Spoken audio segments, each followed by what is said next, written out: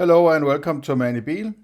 This time I'm taking a deconstruction angle on a recent live stream video from Stefan Molyneux where he asked listeners to give him questions in Telegram chat, and he will sort of did a live. I'm not really sure how that works. Maybe there's a live function from Telegram. I don't know, but I'm on Telegram, and I subscribe to his channel just to see what the hell he's doing. Maybe there's something I need to deconstruct. So, and then it was like, I'm going live in a few seconds or in a few minutes or something, and give me your questions. And then I thought, okay, let's try a question, right?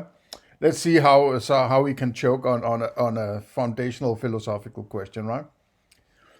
And I wrote this one, and he let me get into it. Let me just mention the question. The question is, eller was, if my experiences are a part of my mind and my mind is inside my head, how can I know about anything outside my head, i.e. my hand, if I need to experience it and my experiences are only inside my head? So what I'm trying to point his gaze at is that there is a built-in contradiction between saying that the structure of your experience entails at least some part of it being outside your mind. But the mind is where the experience of whatever it is, or experiences in general, even before you try to interpret them, are placed. So if you're saying, this experience I have here is outside, then you're actually saying, if it's an elephant, so Eingrau, right? My elephant, my good old elephant, right? It's like saying, well, I have an experience and it's outside my experience. It can't be. You can't argue that this experience is outside my experience. It doesn't work. It's not even the term fallacious is actually incorrect to use because that's a part of logic. And this is metaphysics. Metaphysics is not logic, right? It's about interpreting, or it's not even interpreting, because that would be rather delving into epistemology. When you're starting to interpret things, you are, well, maybe it's sort of late stage metaphysics just before epistemology. I'm not necessarily too fond of these sharp delineations because it might screw up with your idea of what needs to be done in philosophy. I'm more like, do some pure philosophy and then forget these terms. Just start with your thinking, because that's what philosophy is. That there has been, people have arrived at these fancy terms, and they have sort of traditionally been used to describe what you're trying to think about. But it's not necessarily a good idea to start from that point, because you are already putting yourself in a box, so to say, and starting to listening to what other people are saying, and then starting from that sort of slightly biased point of view. And that's not necessarily a road to good philosophy, in my opinion, right? Okay, so when I'm philosophizing, the sort of my pure philosophy principle, you could say, right? It is that it has to come from you, because you are the center of your experience, right? And if you have to start before you make interpretations of your experience and clarifying, how can I get to these interpretations? What makes me able to do that? And I mean, that's what Stefan Molyneux just, he jumps into describing left and right. And I mean, it's when I ask this question, he keeps rambling for half an hour about anything but answering my question. At least that's how I see it. So this might be a very tough challenge to actually deconstruct his answer to my decently simple question, right? I'm just trying to point out that paradox without saying actually there's a paradox here, right? He has no sensitivity along those lines that there is a built-in paradox in just claiming that this is outside, right? And I'm not. It's also this, I have this sneaking feeling every time he talks about these things.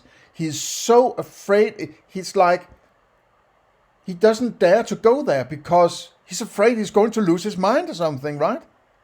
So he's inhibiting his own ability to philosophize because he's afraid that he might end up with an answer, maybe. Maybe that's not the right way to see it. He is so convinced that sort of, quote, idealism is incorrect that he's just rejecting it and throwing words at it, right? He's just throwing words and words and words and words and then, see, I solved it, right? I answered the question, right? I don't want to poison the well, but just be prepared that what you're going to listen to is a long ramble that has basically nothing to do with the question. It's like, afterwards I was just like, what the fuck was that? It's like, if he had said, and now I answered the question, that is an equally good answer to my question. In fact, I would rather have had that, because then I would know, okay, it's bullshit, right? Now I'm sort of confused that I have to deconstruct whatever the fuck he's saying, right? So now I have, I'm not really thinking that there's an answer in there, because I understand that he suffers from this misunderstanding of what he can actually do from metaphysics, right? So, but let's get into it, right? Let's get into it and let's take it a step at a time. Yo, everybody. Good afternoon. It's, you know what? I'm not even telling you anymore. That's it. I'm not telling anyone who it is. I'm now going to be known as the man with no name, like the horse with no name, but not as annoying song. So, I hope you guys are having a nice afternoon / evening. And thank you so much for dropping. Or the man they called horse. And thank you so much, of course, for your continued support of the greatest philosophy conversation known to man. Oh, man, it's so great. Yes, it's the greatest. I'm simply so great. That it's not narcissistic or megalomaniacal. No. I'm just the greatest. I'm fantastic, right? My family is fantastic. My career is fantastic. My philosophy is the greatest in the world. My wife is the greatest in the world. My novels are the best ever written in the history of novels, right? Go eat your heart out, Hemingway, right? Holy shit, man. This guy is so full of himself. All of human history, mostly driven by the brilliance of the listener questions and the occasional spark of thought.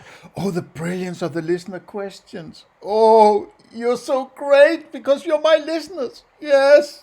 Oh, I'm appealing to your vanity, right? Give me some money. From yours truly. So I hope you're having a lovely afternoon. Welcome, of course, to all of the lovely people out in Europe. Am I one of those lovely people? Apparently, I'm in Europe, according to what they say. I believe that my tax farm is called Denmark, and it's part of the European Union, right? And I hope you guys are having a great evening as well. Where do we drop comments for live? Well, that would... In the Desert, You Can Remember Your Name. That is an annoying song. I mean, don't get me wrong. Neil Young, an annoying guy just in general. But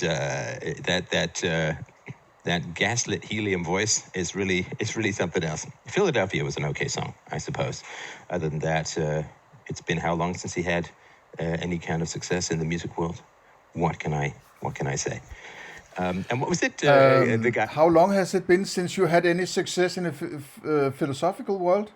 I mean, yes, your acolytes, your congregation, they are all sucking up to you and brown nosing, right? I mean, and you are preaching to the choir about how great you are, but you are the only one, and your acolytes, who can actually see anything constructive in even if that's a term I should use in that connection, right? About your philosophy, because nobody outside your cult is referencing Stefan Molyneux or referencing UPB or saying, well, go read the book, The Art of the Argument. It's not like, I understand that academia, of course, would not reject, non-academic work as not being sufficient because they have, they're in the ivory tower and you're just a little peon, you don't understand this big philosophy and so on, right? But that doesn't mean that you're right just because that academia would reject you, right? If I'm writing a book and let's just say that it has a higher level of philosophical quality than Stefan Molyneux's book, and it's being rejected, that doesn't mean that I'm right. It doesn't mean I'm wrong either. It's just like, are there any ordinary people out there saying, I am using UPB, right? I understand UPB, or other people just like that there's some momentum in this greatest philosophy of all time, the Holy Grail of philosophy. There isn't. There's nothing. What I can find online and everybody is people rejecting UPB, right?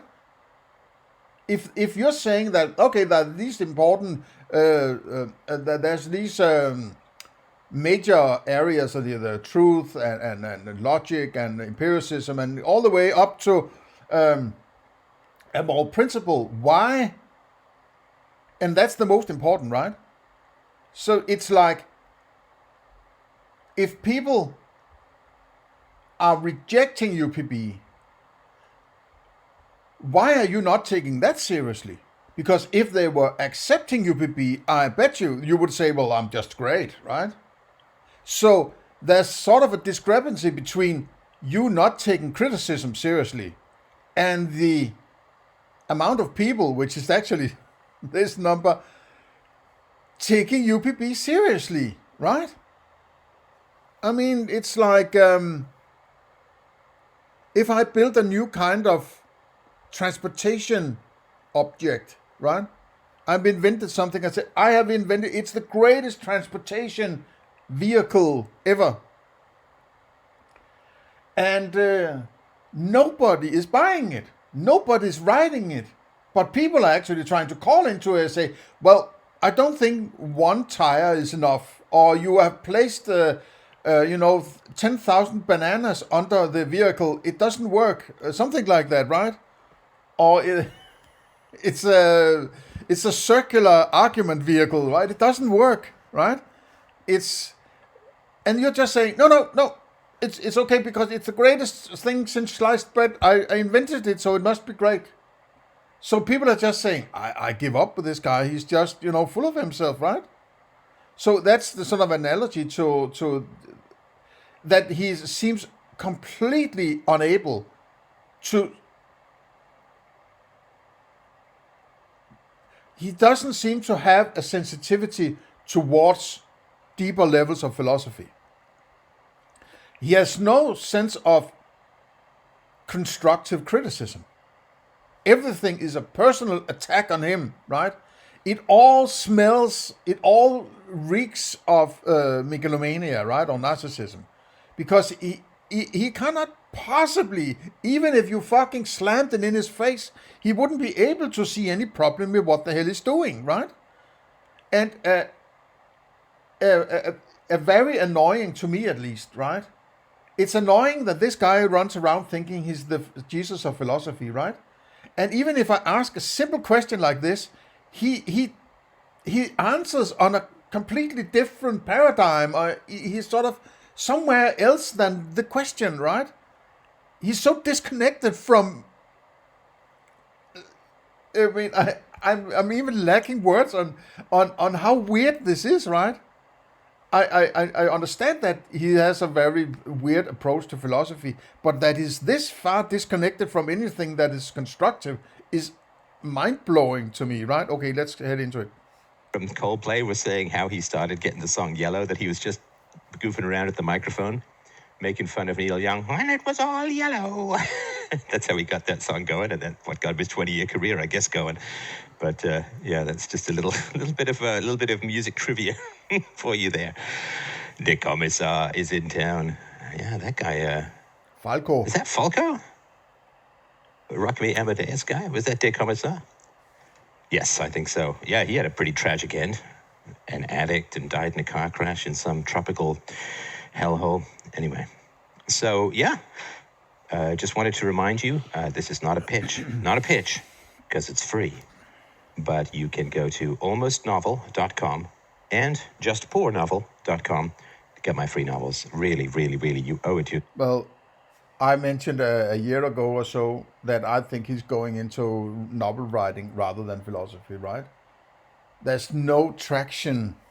It's those who are in the inner circle of free domain are those who, got something out of a call-in show where he does this amateur psychology, right? It's usually never, only very rarely, it's about hardcore philosophy. And then he just rejects people like he did with that guy, Nihilist versus Philosopher, and tells them, well, if you don't obey my ethics, you just shoot them. Something like that, right? Something scary like that. Or, lecture them or tell them that you shouldn't, you're disturbing my train of thought. Shut up and, listen. Wait till I get the final answer. Okay, I'm sorry, Mr. Molyneux, right? Otherwise, he just spends. I mean, it's fine if you can help people. I wouldn't do it because I feel I wouldn't be sufficiently trained in helping people. I might destroy more than I am helping, right? How would I know? I would be full of myself if I'm just sitting here in my sofa and thinking I can help people just because I did some philosophy, right? So I'm not trained in. It's a whole area of science, you could say, right? Soft science, whatever.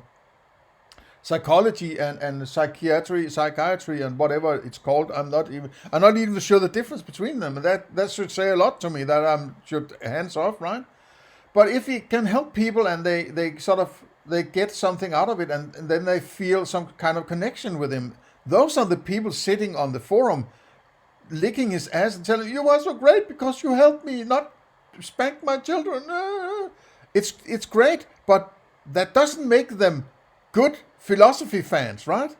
It's just a congregation of people who are there not because of the philosophy. Philosophy is just some high-level blue stamping that people feel is sort of an authority, right? He's channeling. He's like a Jesus channeling philosophy to the world, right?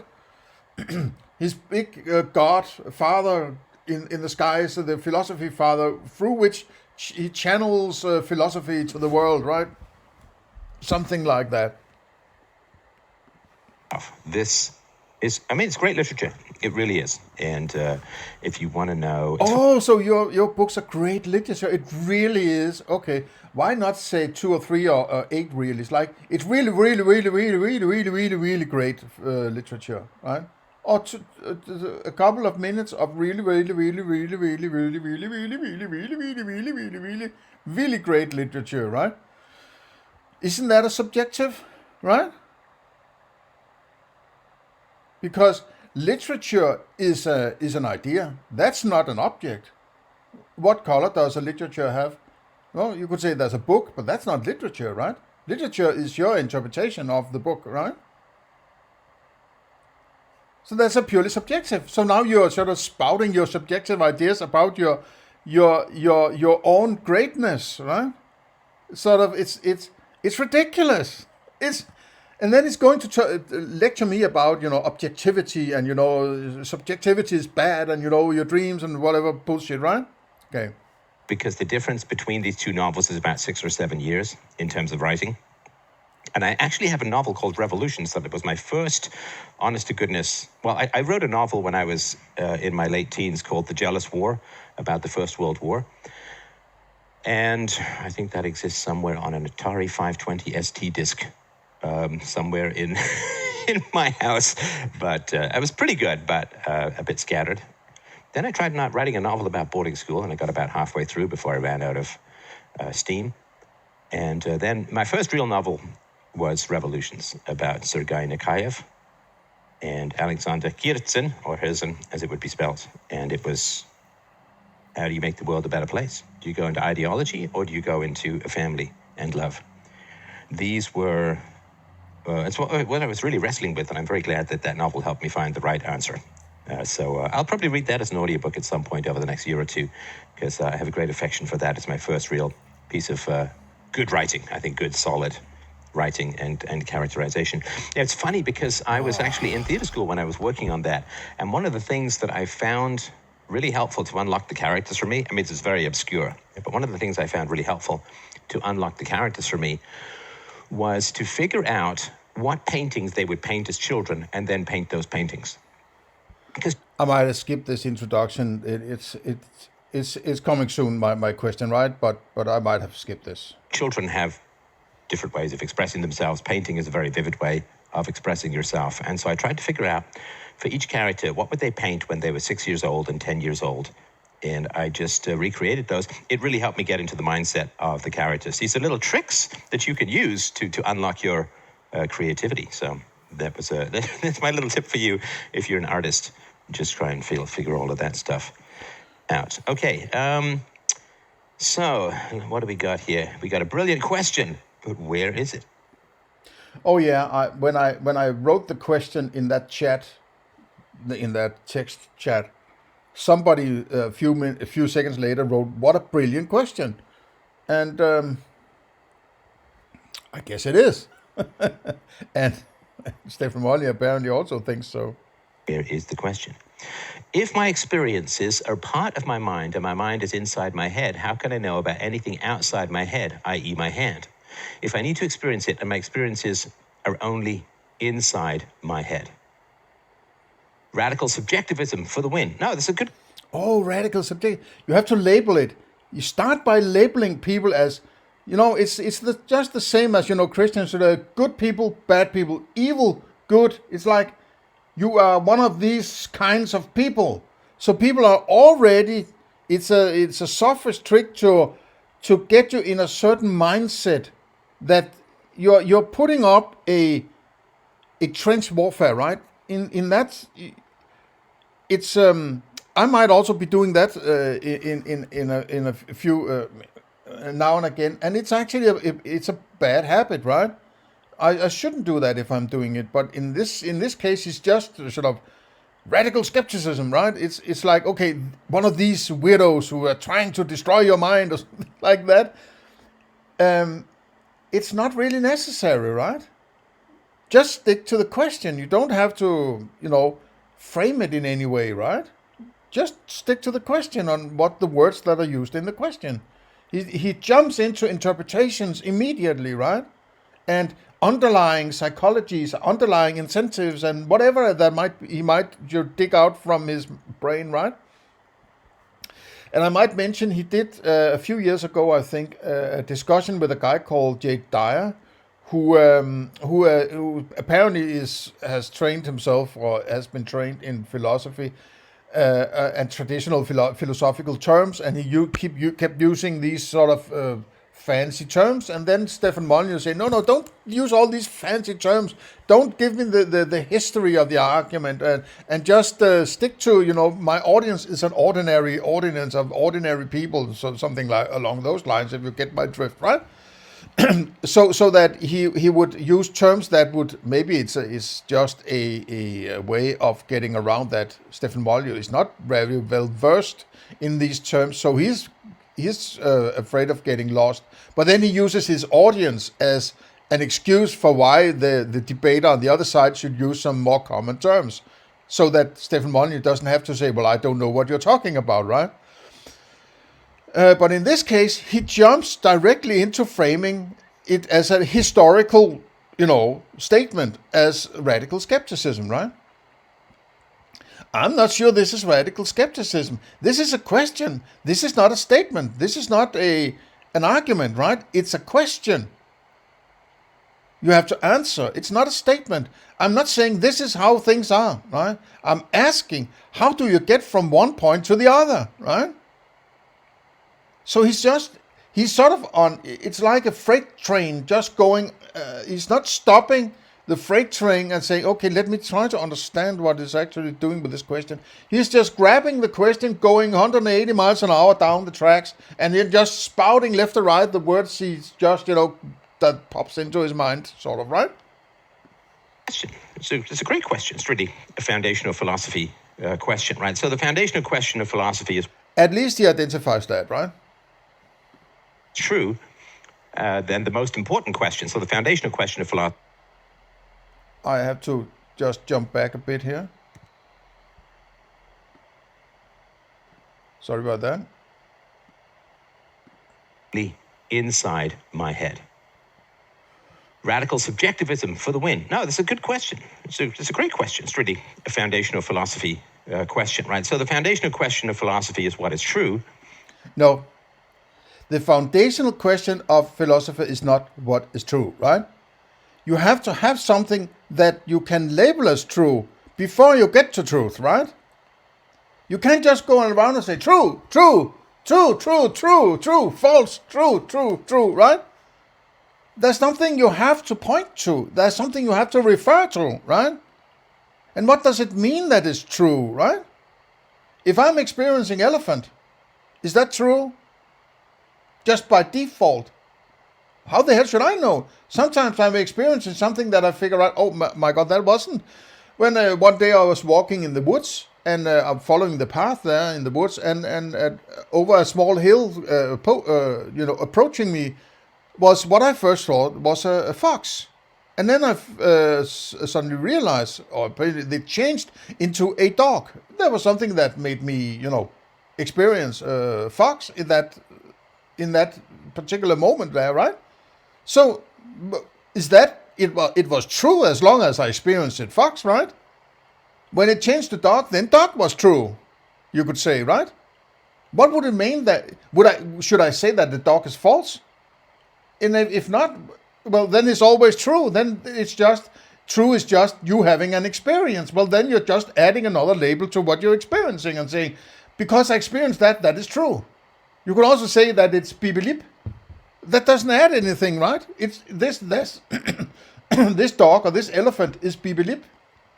What does that mean? Well, if I say it's true, what does that mean? It doesn't add anything, right? It's just, yeah, I have that experience. There's nothing, you can't just add the label true to it, right? And true is not foundational question in philosophy. In fact, I would say truth is about epistemology. And for you to do epistemology, you have to settle all of metaphysics first. It's ridiculous, man, right?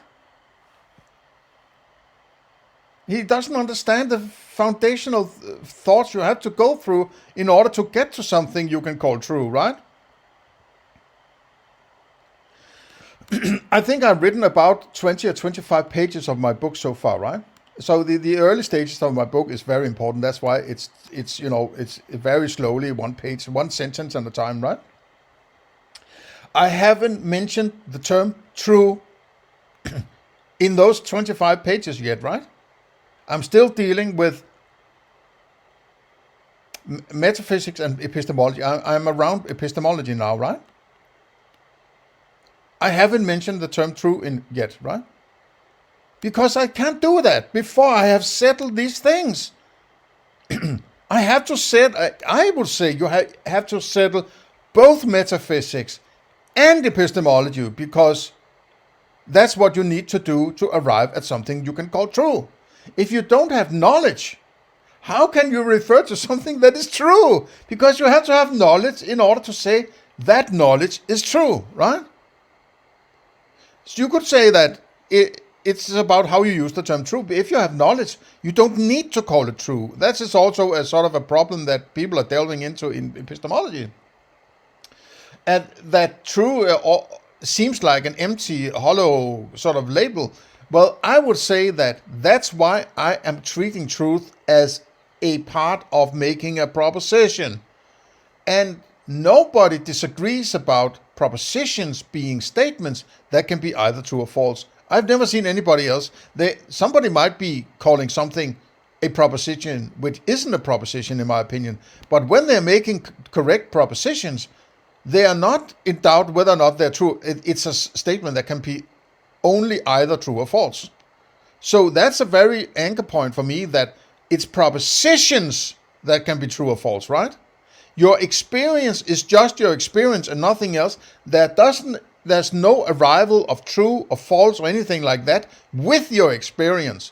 You are having your experience, and then if you make a proposition, you can compare that proposition to your experience and say, well, if I say that's an elephant and I'm experiencing, or somebody else maybe says that's an elephant, point at it, and then I'm looking in that direction and say, yes, that's an elephant, then that elephant is true, right?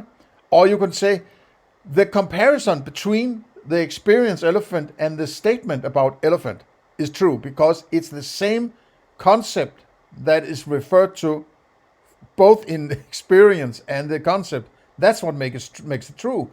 If you are either experiencing elephant, not experiencing elephant, or the proposition is not referring to elephant, then it is false, right?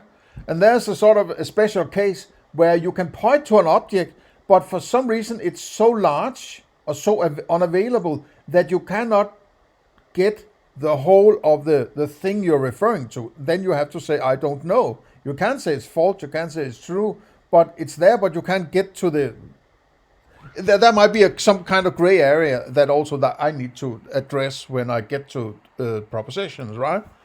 Okay, so it's also a sign that after 15 years of philosophizing, he's still just, throwing words around. It's not coherent, right? It's not like it's a new formulation since the last time he did that, and then that was a new formulation from the time before that, and so on back in time for 15 years or whatever, right? You can possibly go back and find 50 different ways he's trying to explain this. And I'm just getting sort of, why? I mean, he has to grab his own tits and say, maybe there might be some problem in how I approach this argumentation about my philosophy, because I'm not settling anything. I'm not helping people understand anything, right?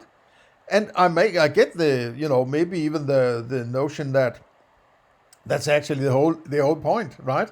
Keep people confused where they feel that they are slightly better at philosophy, but still very confused. So they will come back and be a part of my forum, and I'm getting money and whatever his incentives are, right? So it's almost like, gaslight people or give them an idea that they are great at philosophy, but not sufficient. So the master of philosophy, Stefan Molyneux himself, will come down and teach you, right? So it's like the priest needs to say that, well, only I have access to God. Only I can challenge, channel philosophy to you from the high gods of philosophy, right? And you little peons, you are part of this, movement. But I'm sitting here in the bucket telling you, because I know more than you. So you have to come back to me every Sunday to hear my preachings, so you be enlightened about the philosophy or whatever, right? It has completely, it's a church analogy, right? It's a church. It's a cult, right? Then the most important question, so the foundational question of philosophy is what is true. The most important question of philosophy is what is moral. I'm not talking about morality. I'm not talking about truth or morality, right? But why are you talking about that? It's stupid, right? Stick to what I'm asking. Don't use red herrings or create a straw man or what the hell you're doing, right? It's ridiculous. Because science answers what is true. Well, no, science doesn't give you truth. God damn it, man. Oh. Science is a principle of how you get to an explanation or a description of how things will behave in the future based on what happened in the past and how things are placed in the now, right? It's a prediction of future behavior. That's not knowledge. Knowledge is the things, how things are moving about, how things are as they exist, right? That's empiricism. How things move about, that's an interpretation. That's not knowledge. Knowledge is the elephant. Knowledge is not that the elephant is going to splatter on the pavement if you throw it out from the Eiffel Tower, right? That's not knowledge. Those are inferences into the future. You can't know about the future. Knowledge is impossible. From the definition of empiricism, you have to have sense data, let's call it, qualia, I will call it, right? In order to access knowledge. Do you have sense data about the future? No, future is also a mental construct, right? You can only have knowledge in the now because that's where your sense data are, right? So knowledge is impossible. In other ways, it's not that you can't do an inference, right? I do that all the time. I'm making the inference that I'm going to make this recording and I'm going to turn it into a video and I'm going to put it on my YouTube channel. But I don't know it before it's the case. It has to be the case before you can know it, right? That's what you need knowledge for, right? It's not that you buy your groceries and put them in the fridge and then just close your eyes and just stuff it in your face, right? You take a look at it before you eat it and so on because you want to check that things are okay. You need knowledge in the moment when you want to make sure that things are the case in the way that you predicted them in the past, right? But you need knowledge in the now in order to figure out whether or not things are according to how you planned they should be, right? So knowledge is, the scientific method is not knowledge. You should understand this. You should read up on the scientific method or the idea of science. I mean, and I believe I have something to have this in because I've worked in scientific areas all my life, or for a very big part of my life. I understand what science does, and I certainly don't understand what science doesn't do, right? It's sort of science is sort of a magic word that if you do science, everything's become objective, sort of. You're completely misunderstanding the idea of science, right? If I told you that I made an experiment about whatever things this and that, and I'm going to say, well, things are going to behave in this way if this is the case, right? If X, Y, and Z is the case, then those things X, Y, Z are going to behave in this pattern or way, right? Described by this formula. If I tell you that, do you have that knowledge, right? Even if I say that's not knowledge, that's just a tool for interpreting or predicting the future behavior of stuff, right? It's not knowledge because you don't know the things before they're there in the now, where you can sense them and an empirical observation, right? So even if you say, okay, but I'm going to call it knowledge, that I have that ability to predict my things, right? If I told you about that formula I've made, is that knowledge to you? That's even worse, right? I could just have made it up in my freaky mind, right?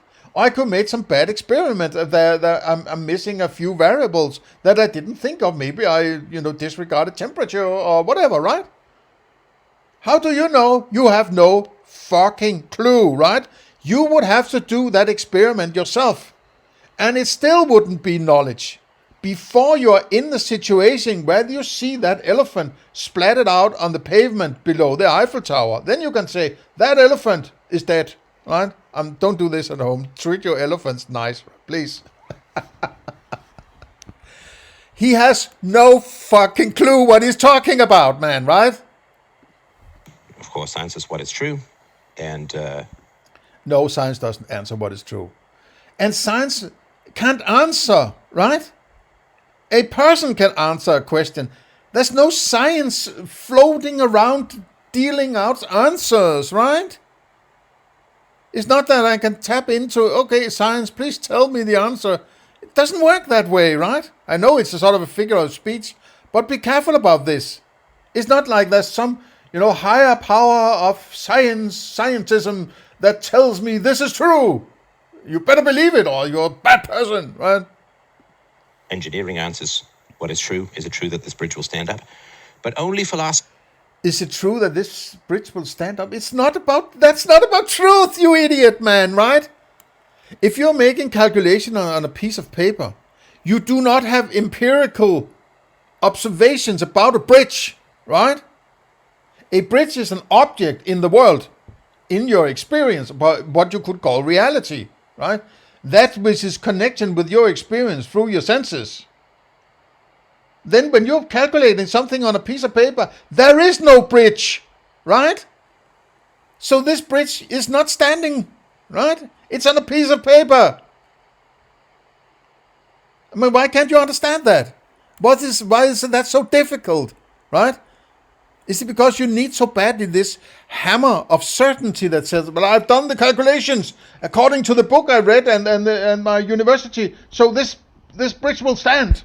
It's actually already standing on my paper, right? And I'm certain because I need certainty to, these people, I need to shoot them, right? He's a fucking freak of a philosopher, right? Answers what is good, what is moral, what is right. I don't care about ethics. I'm talking about metaphysical questions here. What are you doing, man, right? So you're just taking my question as a stepstone to you to fabulate about truth and morality? It's like, yeah, I just use it as an inspiration just to, get going on my rambling course, right? But would you mind answering my question, please? Or at least refer to it, or say, well, I can't answer it, or I would answer it this way, or just refer to my fucking question, please, man, right? In the world, and that's the differentiator.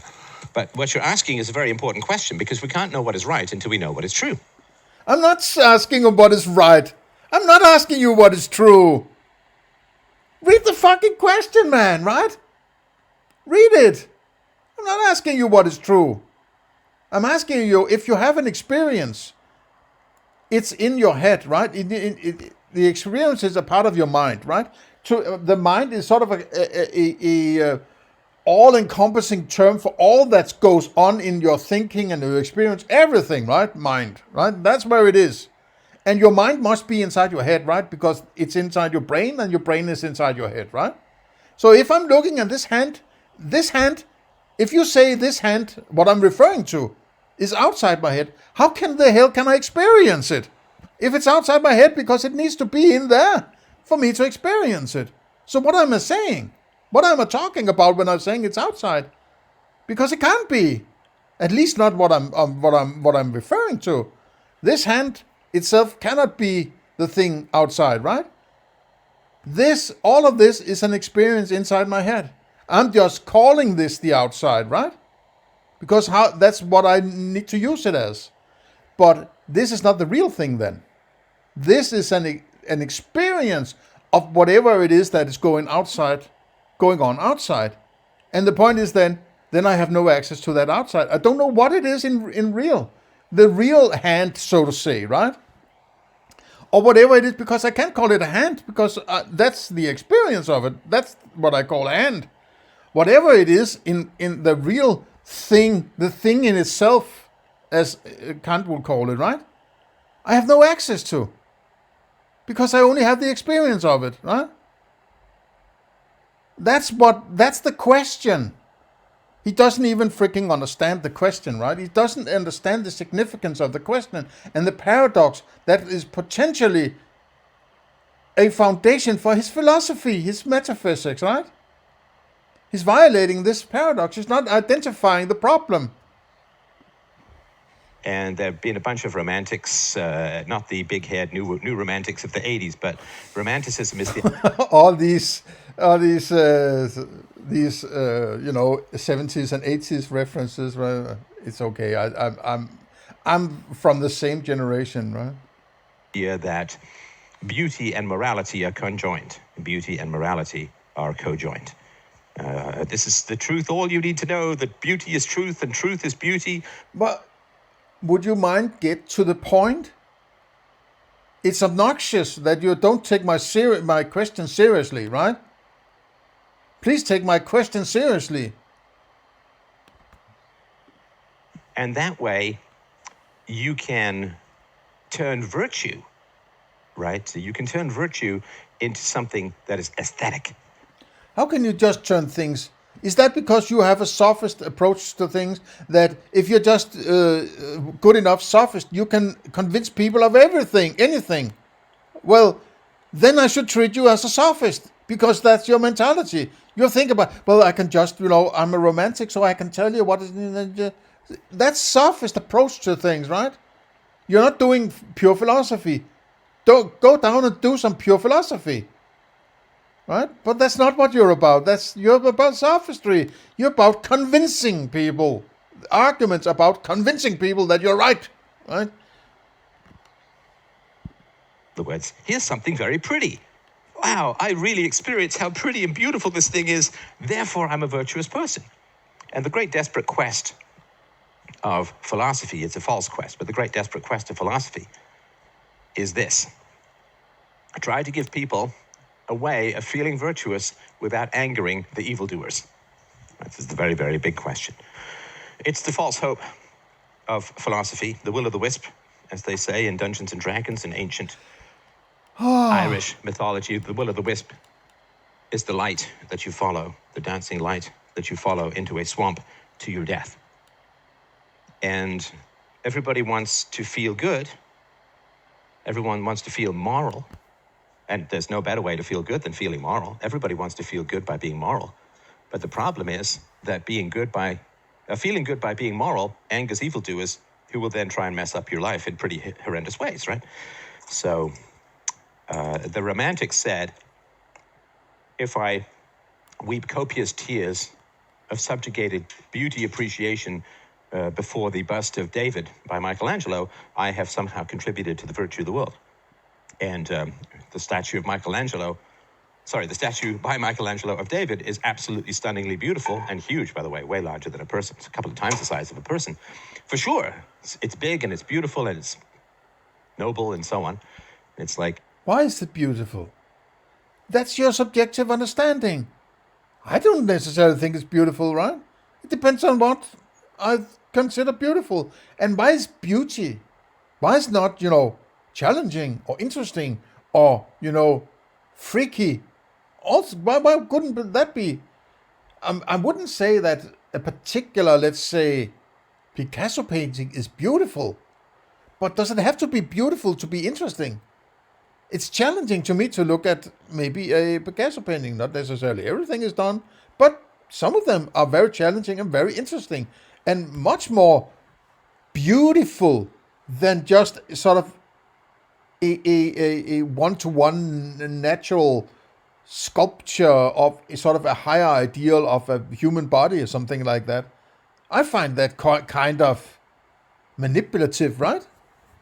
This sort of a Greek or, Renaissance, a fetish of the perfect body, right? And it's also sort of slightly gay. It's always masculine men with, with their dicks out, right? It's just weird, right? Okay, but what is beautiful is not something that you can point to. You can't say that statue is beautiful. You don't have a beauty sense, right?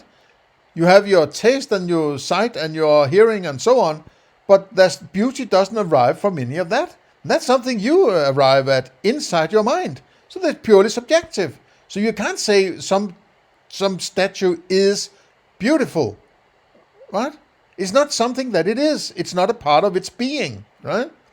It's part of your reaction to observing it.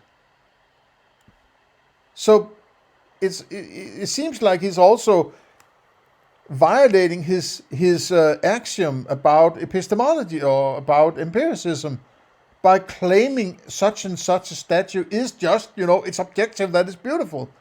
I don't agree with that, because it's an interpretation from your own reaction to that kind of vision or experience, right?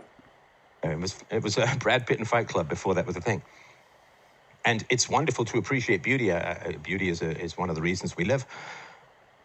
But it's a way. Beauty is one of the reasons we live? What does he mean by that? I don't get it. Saying when I experience something profound and positive, that's the same as doing virtue as achieving virtue in the world. And so he is fabulating about romanticism and the beauty of the world, and beauty is a kind of virtue. Love is a kind of virtue, and so it seems like a kind of virtue ethics, but I don't really care about that, because I'm interested in pure philosophy, right? It's just not true. Again, I'm not saying don't experience positive. I would say that romanticism is sort of a reaction to the hardcore scientific notion that after the Napoleonic Wars, right, the creation of cannons and sort of this industrialization quickly turned out to be a war technology, right? And people rejected, after 20 years of Napoleonic Wars, they wanted to find some other avenue into, and idealism was a part of, so your ideas, your experiences, we turn into existentialism with, Kierkegaard and this kind of a mid-18th century that before the Darwin and so on, right? After the Napoleonic Wars, until the sometime in the 1860s or something like that, there was this sort of ideal of the beauty of nature and the beauty of the rejecting God as the beauty, the access to beauty, but nature is beautiful and human beings should be individual and sort of so. But what am I referring to? I'm referring to my senses and my experiences and my existence and so on, right? So finding some kind of virtue in there, okay, maybe that's a point, but that's not what I'm freaking asking you about, right? It isn't. I'm not asking you about that. And it's freaking annoying that it keeps going in circles, right? It's just annoying. Beautiful things in the world. The aforementioned novels, which are available for free as audiobooks, EPUBs. He used my question to plug his novels. Oh, thank you, right? Thank you very much. Right. They're beautiful things, and I spent years creating those beautiful... Oh, they're beautiful because you think they're beautiful. Of course, because you wrote it, and you're such a great writer. You're both a great novelist. You have written some of the top 10, novels of all time. You're also the greatest philosopher of all time, right? You have the greatest philosophy show, and you're writing the greatest novels, right? Everything about you is so great that it's impossible to compete with you. I just have to accept your greatness, right? I have to bow down in the nearness of Mr. Philosophy, right? Things. So the creation of beautiful things, the appreciation of beautiful things, being moved to tears by beautiful things is a wonderful part of life. And nobody should forego or avoid those experiences. But by making a subjective experience which harms the interests of no evildoers in the... subjective experience? What do you mean a subjective experience? Do you mean a sense of beauty is a subjective experience? I'm not talking about subjective or objective, right? I'm not classifying my experience. I'm just saying, if I refer to my experience as being outside, how can it be outside if my experience is inside my head? Right? If my experience is inside my head, how can I say that hand is outside my head? Because if it's outside, I can't experience it. It must be inside my head in order for me to experience it. But then it can't be outside then, right? It can't be two places at once. And if you say that, then I'm saying, okay, that I can't go down that road, right? Because then you're screwing everything up. You're exploding the base of metaphysics, right? There has to be some sense making in this, right? You can't say that this thing is outside my head, but I have an experience of it inside my head, right? But that experience inside my head is the same as the thing outside my head. It doesn't work, right? Well, by making that the definition of virtue, it turns aesthetic appreciation into a virtue. In other words, you get to feel like you're virtuous because you're loving the sunset. And loving the sunset doesn't harm the interests of any evil people, therefore you get to feel virtuous without any danger. And isn't that what we want? Come on, right? Isn't that framing things as people trying to take the easy way out, or something like that? I mean, yes, of course, if you're an academic, you're not going to bite the hand that feeds you, right? You're not going to say the state is evil or anything like that, right?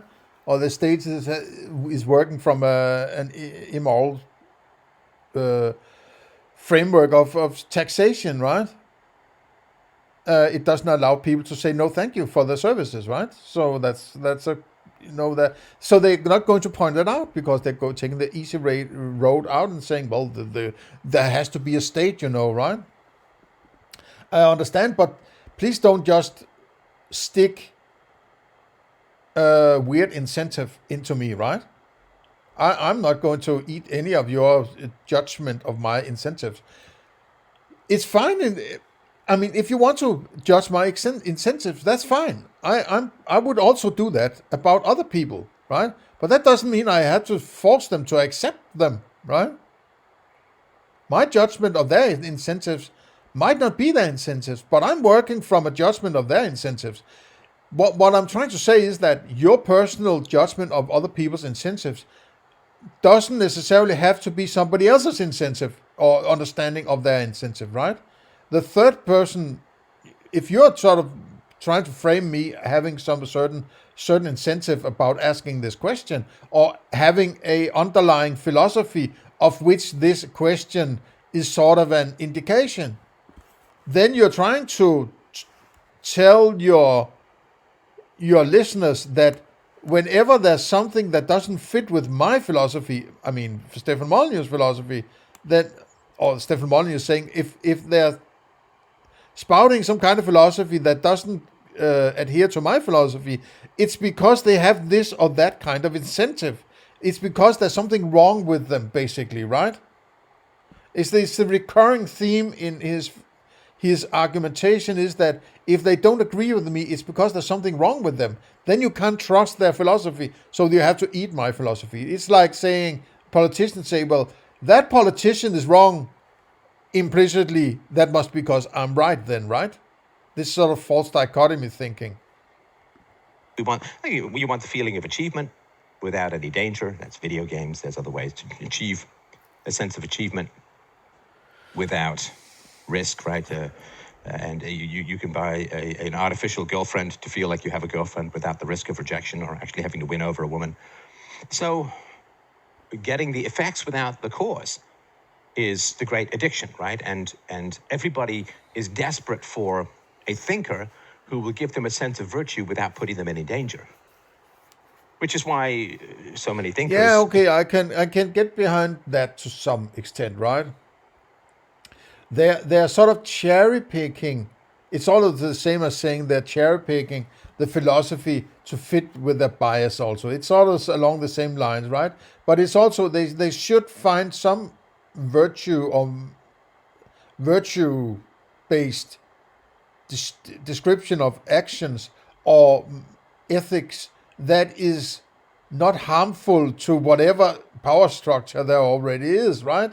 Turn the other cheek, right? It's like it's sort of Christianity is a religion for very weak people, right? Those who want to attack their own rather than help build each other up, right?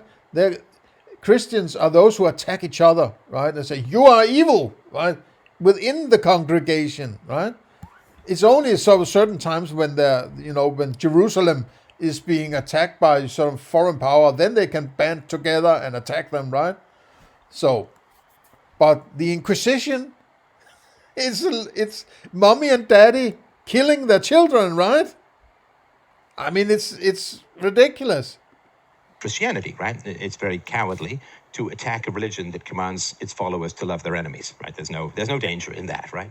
Other religions, a little more punchy. Christianity, not so much, right? So then you get to feel like you're fighting superstition and going against irrationality and blah, blah, blah, blah, blah, right? And yet you're in no danger whatsoever. Criticizing Christians is about the safest and really the most cowardly thing that you can do these days. Oh, the cowardly. Oh, like you were for 10 years when you bashed religion and particularly Christianity. So you were a coward then? What was all that about, right? Why have you become such a turncoat for Christianity all of a sudden, right? Is that because your ethics doesn't? It sucks. It's because it sucks that you need Christianity. You have to lean against Christianity to have any kind of moral authority, right? It's ridiculous. It's so sad to see, right? You're just winding down. No. I'm not an atheist anymore. Oh no. I'm not a anarchist. No. I want everything and nothing at the same time, right? It's secular, but I like Christians, and it's anarchic, but I like Donald Trump, and just give me money, right? Because Christians won't band together to mess up your life. And they will mess up your life if you're a part of the congregation, right? Then the Inquisition will come and fucking rip your, heart out through your ass and burn you at the stake, right? If you're part of the communion, then you're going to be sacrificed if you don't behave, right? They're attacking their own. They're not attacking the outside because they're not allowed to. No, but those who want power becomes a part of it, so they can take advantage of this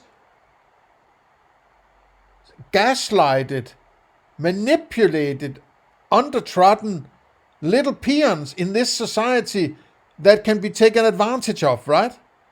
That's what it's all about. It's always about controlling people. Everything is about controlling people, right? Because there is no functioning moral principle to work with that anybody can use, any and everybody can use, then some idiot is going to say, you have to behave this way because I say so, right? So that's one of the sort of the big sort of backdrop behind this. Now, so let's get back to the sort of question at hand, right? If my experience is... Oh, thank you. This listener asks, if my experiences are a part of my mind, and my mind is inside my head, how can I know about anything outside my head, i.e. my hand? If I need to experience it, then my experiences are only inside my head. All right? So, first question of philosophy, what is true? No, it's not. What? Are you just putting on the same record once again? Are you just, starting all over? It's not the first question. It's one of the last questions, right? It's how you refer to knowledge, right? It's a conclusion about a reference to knowledge. Truth is a conclusion about a reference to knowledge. You have to have knowledge before you can talk about truth, right? That's also, in my opinion, one of the great mistakes Socrates and Plato, right? That knowledge is justified true belief. No, right? You can't have truth as a base of knowledge, right? Knowledge has to be the base of truth, right? You have to have knowledge before you can have truth.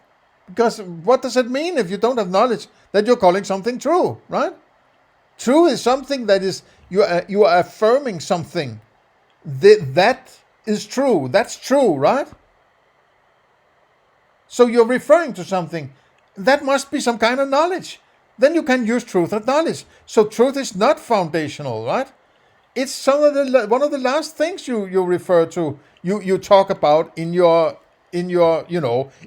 philosophical treatise. Truth is almost as far away from fundamental as you can get. It's ridiculous. He has no fucking clue what he's talking about, right? Most important question of philosophy: what is moral? Why is it most important? It's just your opinion, right? I'm not saying it's unimportant, but you're just, okay, you think this is important. It's not an answer to my question, right? Why are you starting? I'm not talking about ethics. I'm not talking about truth, right? I'm talking about experiences, how to classify them, right? And referencing, calling them outside or inside, something like that. And how can I call it outside if I only have experiences inside, right? You're not referring to the question. You're just, spouting whatever you think of in the moment. You're just saying, okay, there's a question over there. Now I'm going back to my field and talking about my philosophy, sort of completely disconnected from the question. Active methodology is compared to what? If you don't have a comparison, well, it's kind of solipsistic, right? Like if you don't have a comparison, so now he's trying to say that I need to have a reference to whatever it is I am claiming. Well, I'm not actually claiming anything. I am hypothesizing that if I was to go to claim something, what would I base that claim on, right? I'm not claiming that my hand is outside. I'm saying, if I claimed that my hand was outside, how could I do that if my experience is inside my mind? Comparison, you're not doing anything other than mental masturbation, right? Oh, mental masturbation. Oh. So it's just mental masturbation. So what is true compared to what? Well, what is false? Oh my fucking God, man, right? You can't say what is false and then get to some truth. If you say that's an elephant and I am not experiencing an elephant, I'll say that's false. And because I say that's false, I would know what truth is. It's fucking stupid, right? I mean, I can't believe he's spouting bullshit like this. It's moral compared to what? Well, what is immoral? So if you don't have a compared to what, it's, the old philosophy professor, somebody said, how's your wife? And he said, compared to what? It's an important question. If you're 80, you can be in great health relative to another 80-year-old, but you're probably not in great health relative to a 20-year-old. Compared to what? So when you say, my experience is a part of my mind, and my mind is inside my head, you say, okay, compared to what? Now, without a doubt, there are some... Compared to what? My experiences are inside my head. Compared to what? But isn't that the definition? Isn't that the normal sort of interpretation of your experience? That if I were to sort of drill into my head, right? Don't do this at home, please. This is not a scientific or any. It's a thought experiment, right? If I were to drill in through my head, would you say that at some point this whole experience would disappear? If you say yes, well, that would mean that also my hand would disappear, right? So if my hand is outside my head, how can I destroy that hand? By drilling into my head. So the experience must be inside my head, right? I don't need to compare it to anything, right? Just pointing out the contradiction in saying that this hand here, this experience, right, is outside my head. It isn't. This experience is inside my head, right? Everything is inside my head. I'm just calling it outside my head, right? It's an experience that I am supposing is supposed to be interpreted as being outside. But it's an interpretation. It's not the actual thing, right? Because it can't be. If it's outside, it's not the real thing. It's only a movie of it or a representation of it. And because it's a representation and I never have had anything but a representation, I can't tell you what it really is or what it actually is, right? The actual thing that ends up becoming my experience, I have no access to because I only have the experience version of it, right? Experiences that are inside your head. No question. The most common example is we all experience every day. And you should really just appreciate just how incredible this is. The first example... What? Incredible what? 10:59. I have to hear that again. No question. The most common example is we all experience every day. And you should really just appreciate just how incredible... How do you know what we all experience? Do you have access to my experience? I hope not. I don't want you roaming around in my experiences, right? So you're just guessing. Why do you do that? Don't guess, right? Don't guess what is going on in other people's minds. The first example, of course, is dreaming at night. Oh, dreaming. I mean, can you believe it, right? Dreaming? Yes, the mind does weird stuff when I'm asleep, apparently, right? That has nothing to do with my waking experience of what I call the outside, or what I might call the outside, right? If I don't call it an outside, then I'm a solipsist. Then I'm just in an experience, and there's no potentially rhyme or reason to it. At least there's not an outside rhyme to it, right? But dreaming is a particular thing that the mind apparently does when I'm sleeping. That has nothing to do with my waking experience of a potential outside. It's not a comparison. You can't compare your experience in waking mode with your sleepy mode, right? And I would say your sleepy mode is a reflection on the memories or something kind of that, something along those lines of your waking experiences, right? When you dream at night, you can fly, you go back in time, you meet and converse with people long dead, you meet the children you never had, you don't meet the children you did have. Anything can happen. It's a real wild card, right? Anything can happen. So nightly dreams are occurring inside your head. How do we know that? Because you lied. It's like saying,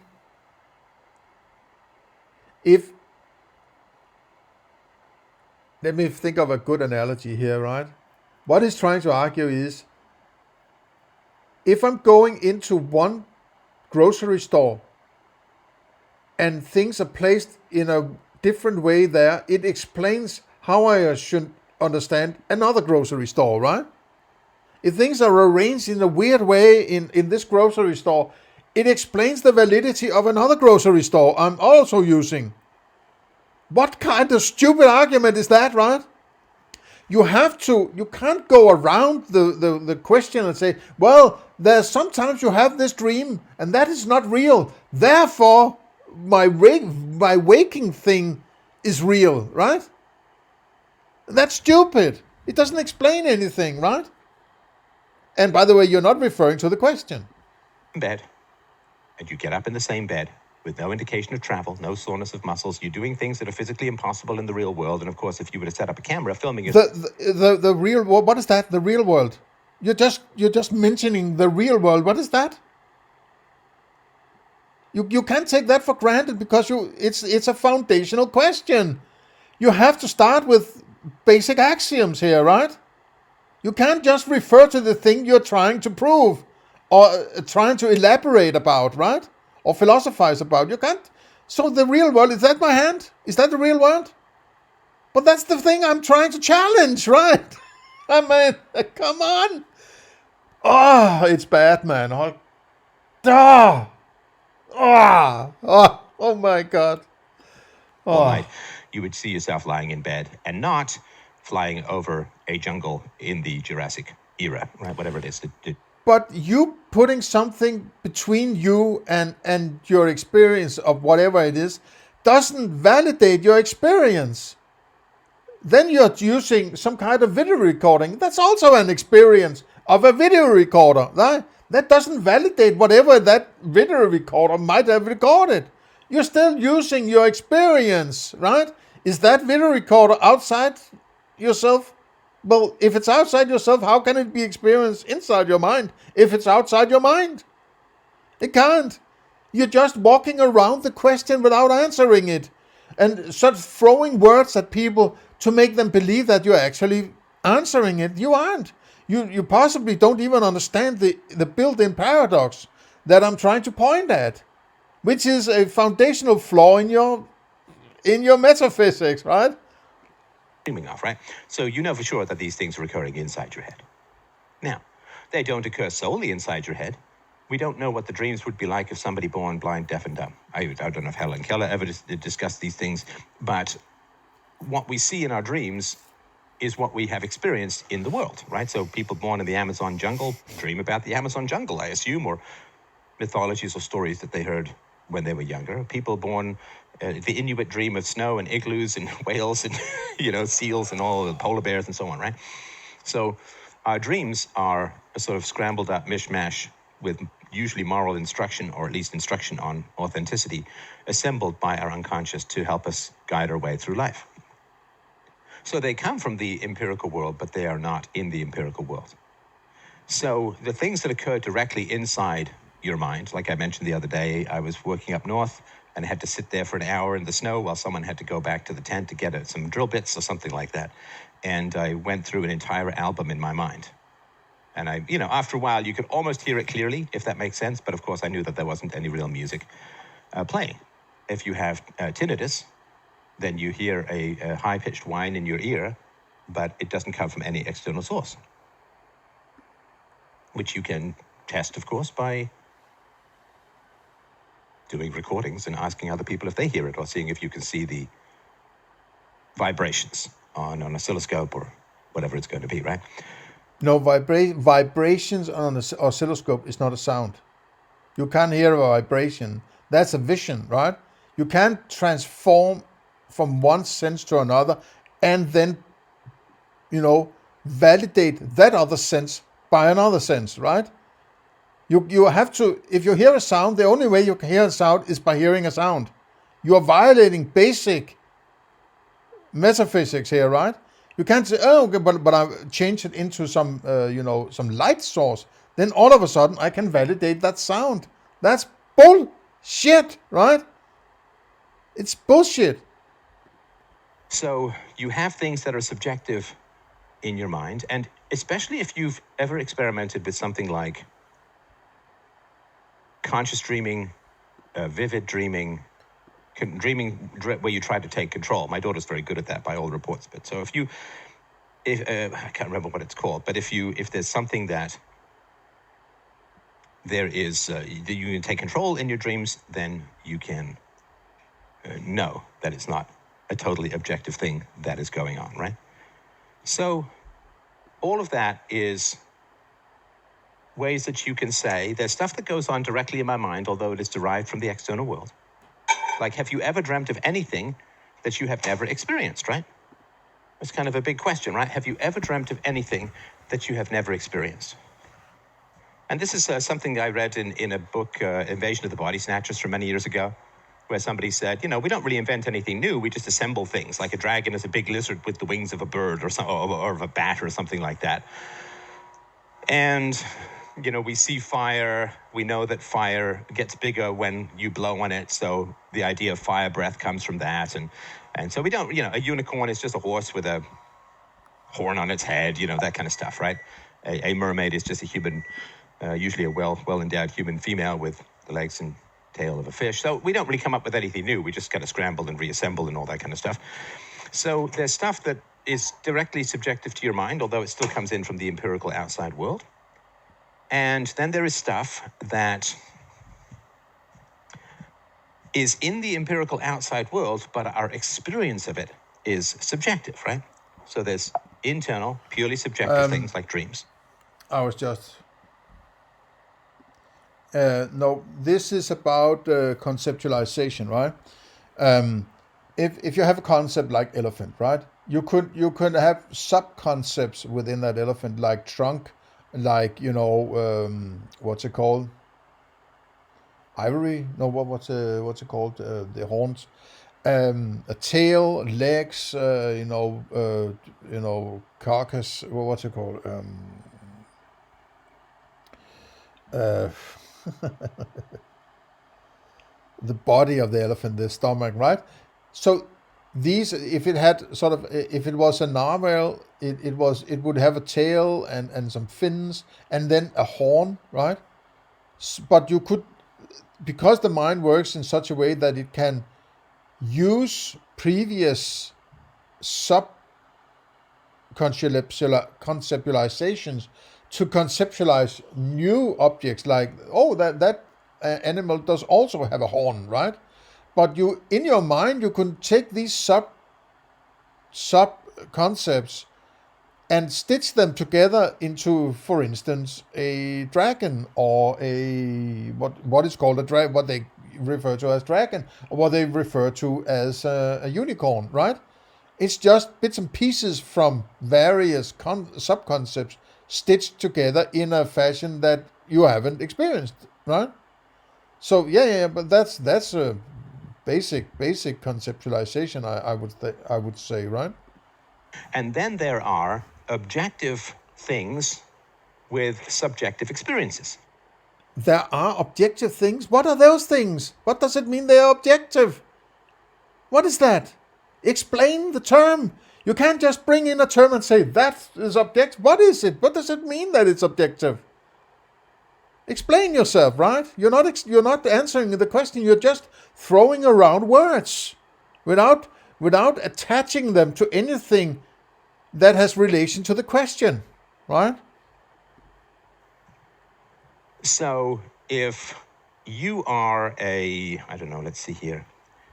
Yeah, okay, so you bought some lottery tickets, and you are watching the lottery ball, the Powerball, or whatever it is that's going on, right? You're watching all of that, and there are two guys in the same room, and they both have lottery tickets, right? Now, those two guys,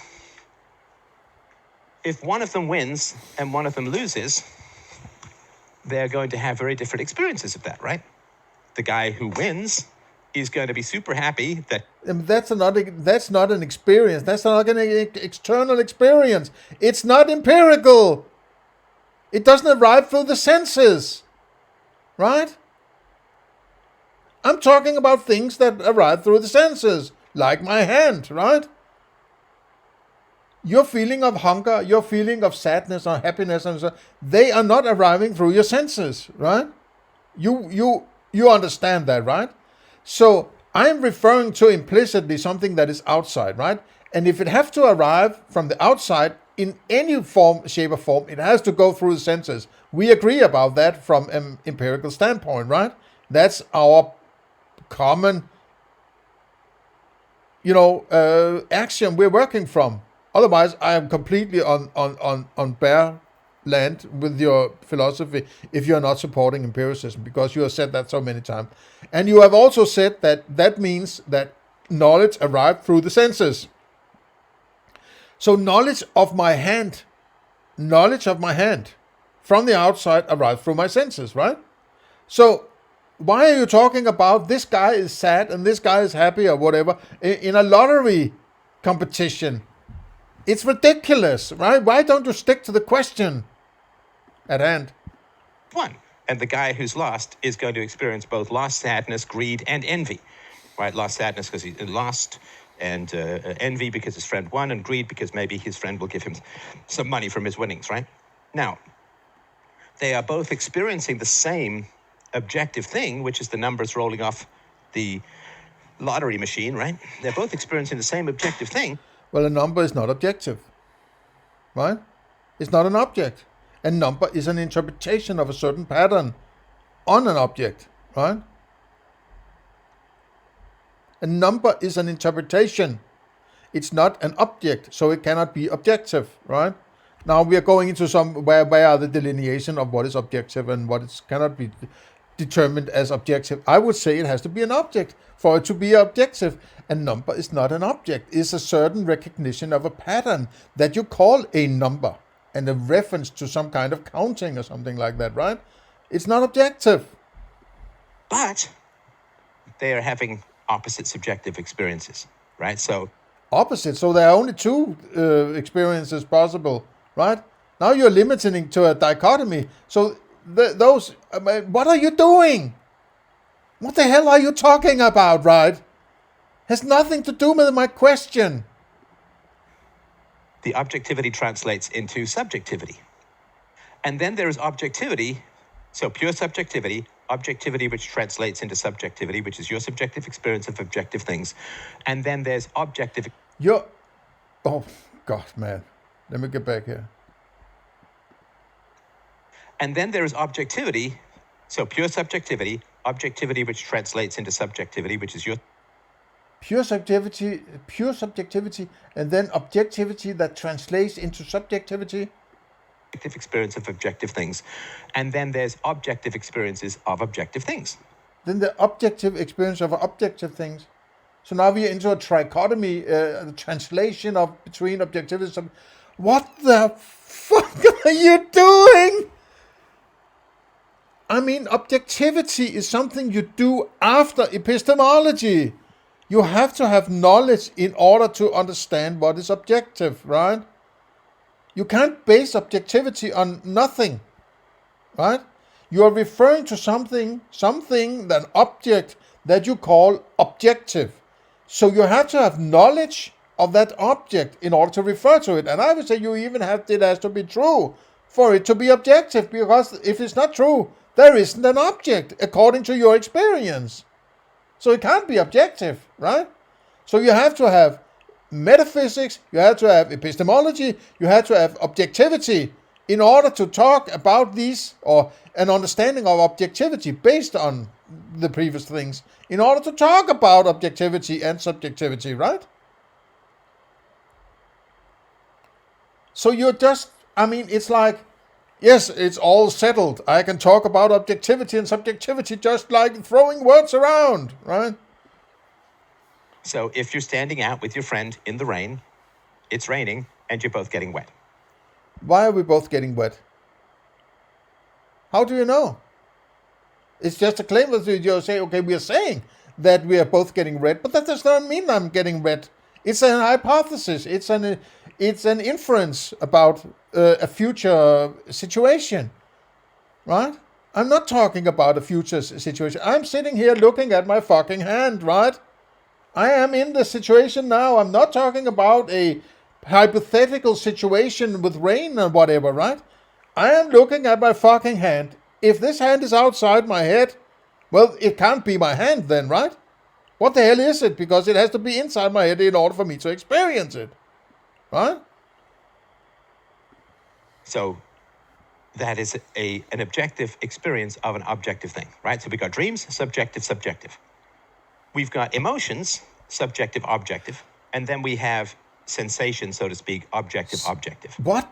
Right now. Subjective,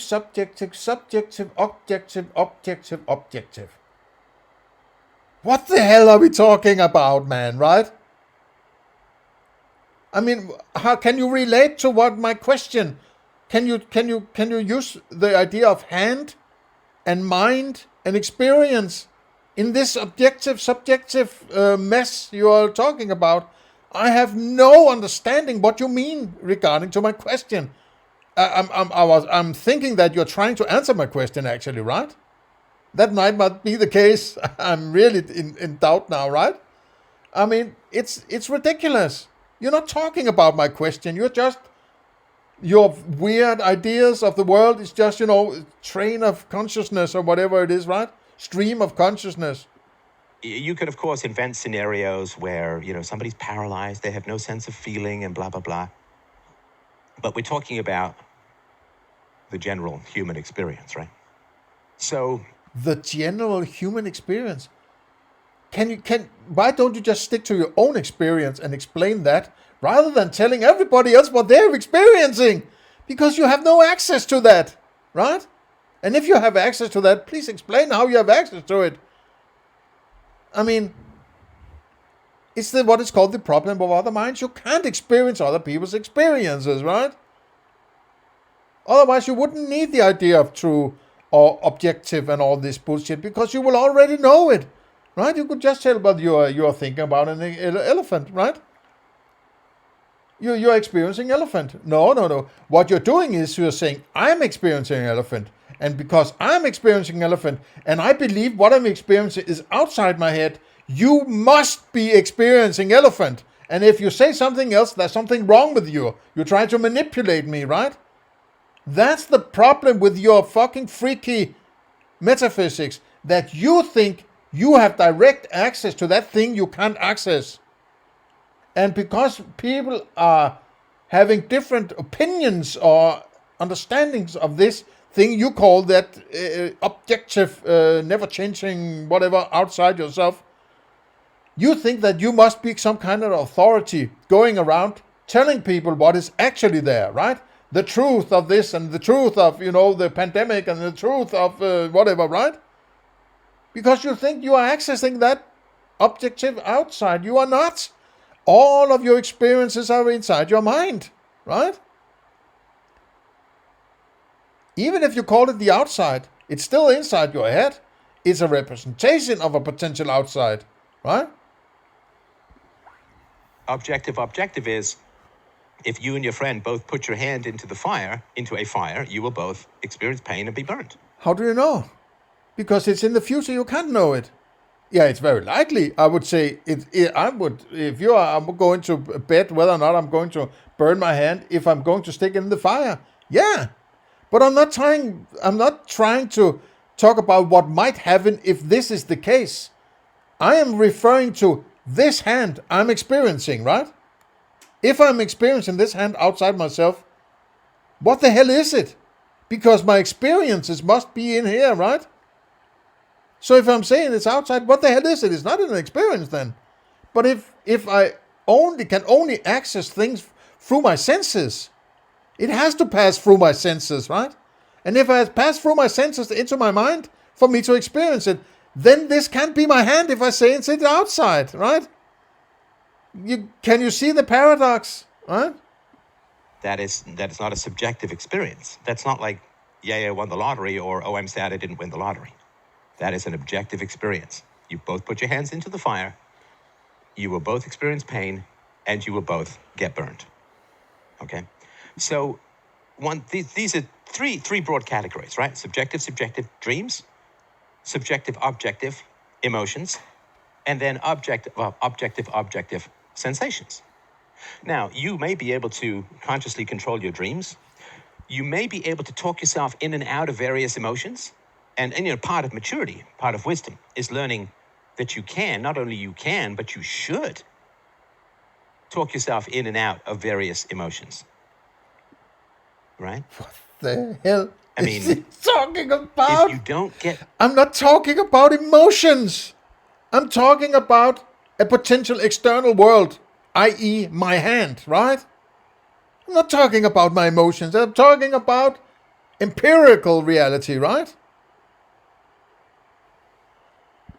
Something you want, then that may be good for you, it may be bad for you. Right? It may be good for you, it may be bad for you. So when I was younger, I wanted to be an actor, and you can, of course, hear him. You wanted to be an actor?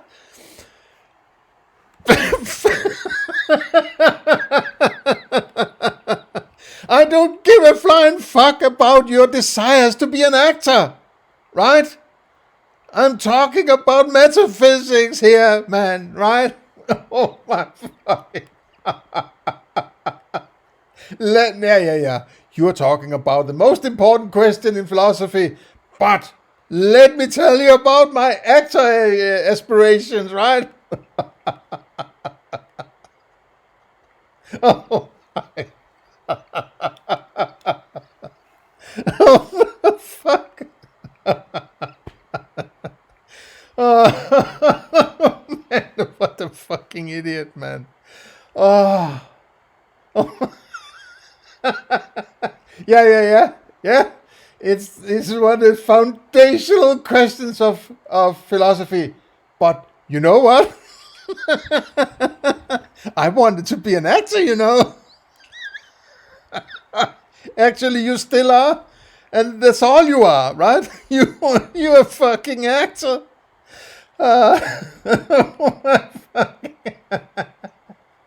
Oh man, it's like, oh god damn it, man.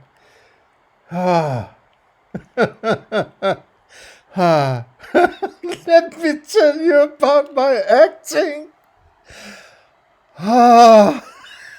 Holy shit, man. It is so ridiculous, man. It's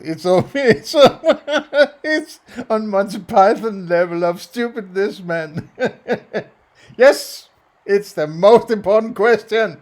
But let me tell you about my acting experiences. Holy fucking crap, man. I'm happy that I have a sense of humor, man, because otherwise I wouldn't get through this, right? Either I would kill myself or shoot somebody.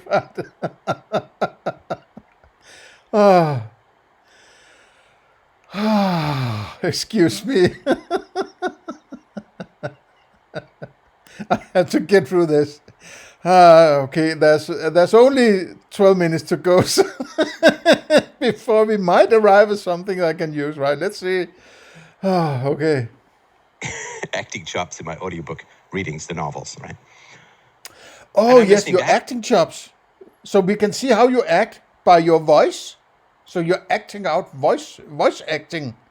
Okay, yes. Well, because that's so important that we can hear how good you are at being an actor. Because that's just so interesting. Let's not just, those foundational philosophy questions, let's just jump over them, right? It's not that important, but my audiobooks.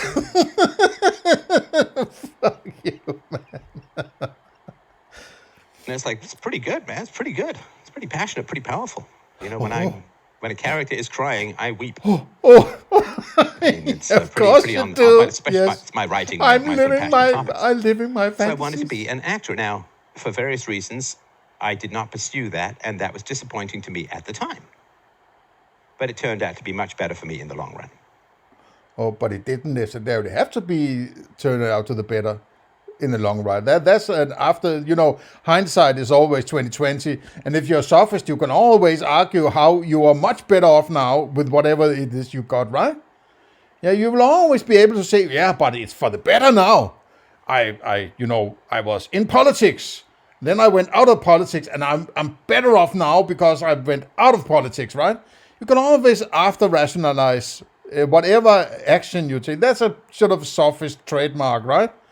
You're always in a better situation no matter what happens to you because you're just so smart, right? Yes, I can, my audiobooks, yeah. That foundational question of philosophy. Now let me tell you about how I do how I read my audiobooks. Yes, it's so important, I won't sort of go into all the reasons. It has to do with communist takeover of the arts. It has to do with, of course, don't hire white men. It has to yes, there's a wide variety. It's because it's nothing wrong with me. I'm perfect. It's because they don't like white men, and it's because I'm not a communist. No, it's because there's something wrong with them. I'm perfect. I must be because I'm always perfect, right? I have the greatest philosophy show. I'm writing the greatest novels in history. I have the greatest family. I have the greatest daughter. Everything is perfect, right? So I must be perfect back then also. So it was not because I was a bad actor or, a mediocre actor. It was because they didn't like me, my politics, and because I'm white, I actually could also be a very good singer because I like Queen, So I could also sing for Queen, possibly, right? It turned out to be better. And one of the things that you learn as you get older is it's really hard to tell what's good and what's bad in your life. I mean, it's really hard to tell what's good and what's bad. Because... But when are you going to answer my freaking question, man, right? Things play out. Things can get reversed in very interesting ways. All the women where either they said no to going out with me, or the relationship didn't work out. And usually, I don't mean to pat myself on the back. It's just. Are you talking about your dating experiences? Are you fucking kidding me? You're talking about your dating experiences 20 years ago? In my question about metaphysics? What the hell is going on here, man? Actual statement. Not that you can verify it, but you can trust me or not, I suppose. But usually it was me who was breaking up. So there was something that the relationship that wasn't working for me. So all the women who said no to me and all the women I broke up with led me to my wife. Now, if a woman said no to... Well, if you break up with your wife, you might find something that is even better, right? How do you know this is the end point, right? It's always, what I'm doing now is perfect. But if I change, the next thing will be perfect. Holy crap, man. If I'd asked her out, she'd say no to me. That felt bad. The breakups weren't fun. But they were fantastic in hindsight, right? So you can talk yourself in and out of emotions. You can say, if a woman says no to you, you can say, that means I'm not worth as much. Or you can say, that means she doesn't appreciate value. And each... Okay, so you're always choosing the thing that sounds like you are on the right and they are on the wrong, right? This is a recurring theme in your thinking is, well, if something changes, it's because I'm doing what is better to avoid those who wants to drag me down in the dirt or something like that, right? But, okay, fine. You can babble about your personal experiences with your, with your girlies and whatever, right? But you're not answering my question. I don't care about your feelings. I don't care about anybody else's feelings as such, right? I care about what I can experience from the outside, or what I could potentially call the outside, and how I get to it, right? There's some inherent problem in materialism, which is what is come to known as the hard problem of consciousness, which is everything in materialism or the science, the laws of nature, whatever you want to call it, is described using mathematics, numbers, formulas, matter, atoms, whatever. But I'm not experiencing that, right? I'm experiencing colors, sounds, tastes, touch, and smell, right? That's what I'm experiencing. Those are my senses. Those are the empiricism, right? Everything else are interpretations, artificial, abstractions, constructions that can be used to give some kind of explanation of what is going to happen in the future. But still, whatever is in the future has to be experienced through my senses by me, right? That's all I have. I can't experience an atom. I can't experience Newton's law or whatever, right? Those are abstractions. You can't get to reality by using your abstractions because they came from your empirical experiences, right? They are the foundations. Those are the reduction base, right? One of those interpretations is going to give you a different emotional experience. So you can, if you can consciously control your dreams, you can direct them. And some people are pretty good at this. Again, my daughter says that she's very good at it, and I believe her. And so your daughter's very you good. Can... Again, my daughter's so good at this. Oh, and I believe her. Yes. But because you can't get to whatever she's experiencing. You just implicitly said, I can't get to somebody else's experience. So why are you telling everybody, but this is what you experience? So you're violating your own implicit axioms, right? Who gives a crap what you believe, right?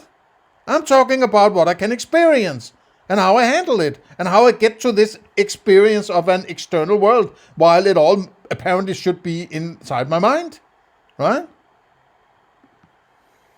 Talk yourself in and out of emotions to some degree, but you cannot talk yourself in and out of sensations. In other words, you can't put your hand and keep your hand in a fire assuming that your nervous system is operational and not experience pain and burning? You don't know that. As long as you're talking about the future, right? You can't say, I must or I must not experience that. You don't know that until you have the experience. You can say, if you stick your hand in the fire, you can say, this fire is fucking hot, right? That's empirical data. But you have an idea what's going to happen in the future is not empirical. Your inferences might be based on previous experiences of which you have a memory.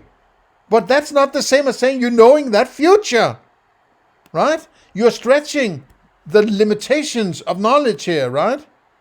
It's fine that you made inferences, just don't call it knowledge, because you need that empiricism you are always talking about, and which I agree upon. Empiricism is the empirical sense data is the only access you have to knowledge. You can be criticized by somebody, and you can be criticized by very powerful people, and you can say, this means I'm bad, or you can say, this means that power is corrupt. It's fucking annoying, right? Would you get to the point? You just said this is one of the most foundational questions in philosophy. So why are you talking about all this crap, right? Right? So you can change your dreams, and your dreams will change anyway, right? And you can also change your dreams through self-knowledge. Can I change my dream through self-knowledge? Can I say, well, now I've done some self-knowledge. I believe I've done self-knowledge. Tonight I'm going to dream about this, which was implicitly what you're saying, right? I think I'm going to dream about elephants tonight, right? Can you do that? I can't do that, right? And I don't think that self-improvement or anything like that is going to help me dictate my own dreams. Am I misunderstanding something? Tell me what the hell he's talking about, man, right? I used to have, as I mentioned before, I used to have these dreams where a giant wave would hit me like a tsunami 200. So now we're talking about his dreams, right? This is all about me, and I'm important, me, and my novels, and my family, and I'm perfect. It's me. Despicable me. Oh, man. Oh, it's so narcissistic, man. It's ridiculous. He can identify on some kind of platonic level a good philosophical question, but he's unable to actually answering it, right? Or even approach it in a structured, philosophically rigid, argumentative fashion. He can only talk about his books and his experiences and his dreams and his daughter and his whatever. His narcissistic, echo chamber, right? It's pathetic. High would hit me and smash me apart. I remember once my arm got ripped off and went flying like a leg of lamb out into the water. And then there would be this stillness. And once I accepted the power of philosophy, those dreams stopped. I used to have dreams, which I think most people do, about going to a university, taking a class, never really going, it being too late to drop, never wanting to go and find out how far I was behind, never really figuring out whether the exam was or where the exam was, and, just those feelings of unease, right? Oh my God, man. For somebody who is so focused on, subjectivism is not philosophy, right? He is talking a hell of a lot about his own experiences. It seems like that's the only thing he can talk about. But say, no, but the subjectivism is bad, right? But he's talking about all of his subjective dreams and all of this, his emotions and his fantastic world and sort of, God damn it, man, right? I mean, I don't know what kind of, mental state he's in. But, I mean, it's not coherent, right? It's not a stable, well-functioning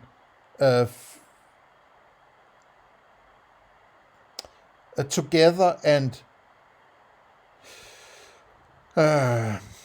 empathetic maybe, right? A lack of empathy here, right? He can't see my question. He doesn't know what I'm asking about. He's completely blind. He's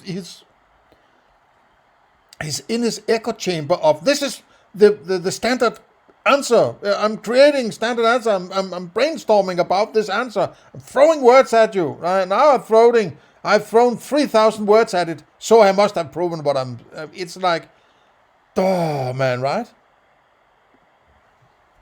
But once I really took on the major and important intellectual fights in the world, which was the exam, can I be good? Then those dreams went away. So you can even alter your dreams through a process of self-knowledge and accepting things. Dreams present you the consequences of that which is unacceptable to you, and you just have to open your mind to be more acceptable of things and more accepting of things, and the dreams will change. So you can obviously change your subjective experiences. You can also not dream by staying awake all night, right? And you don't have the dreams at all. So you have control to some degree usually in an indirect way over your nightly dreams. You have some control over your emotions. And you can see this, of course, with people, with religious people, very religious people whose child dies. Such an unbelievably awful thing, of course, for any parent. Religious people with children dying. I mean, where the hell are you trying to answer this question? Are you just using my question as a stepstone to jumping around in your own, greatness? Right? Oh, it's a great question. But now let me talk about myself, right? Or my ideas about, Christians and religious people, whatever. It's atrocious, right? Through. And the way that some of the religious people deal with is, my child is now with God and we will meet again. She's looking down on me from on high and she wants me to have a happy life. And that is a way of... Yeah, keep living the lie, right? Keep living in the lie to comfort yourself, right? Religion is a lie. But it's a comforting lie, right? It's the noble lie, maybe even, right? It's bullshit to avoid you thinking about reality or actually approaching reality and harnessing your emotions to be able to handle reality emotionally, right?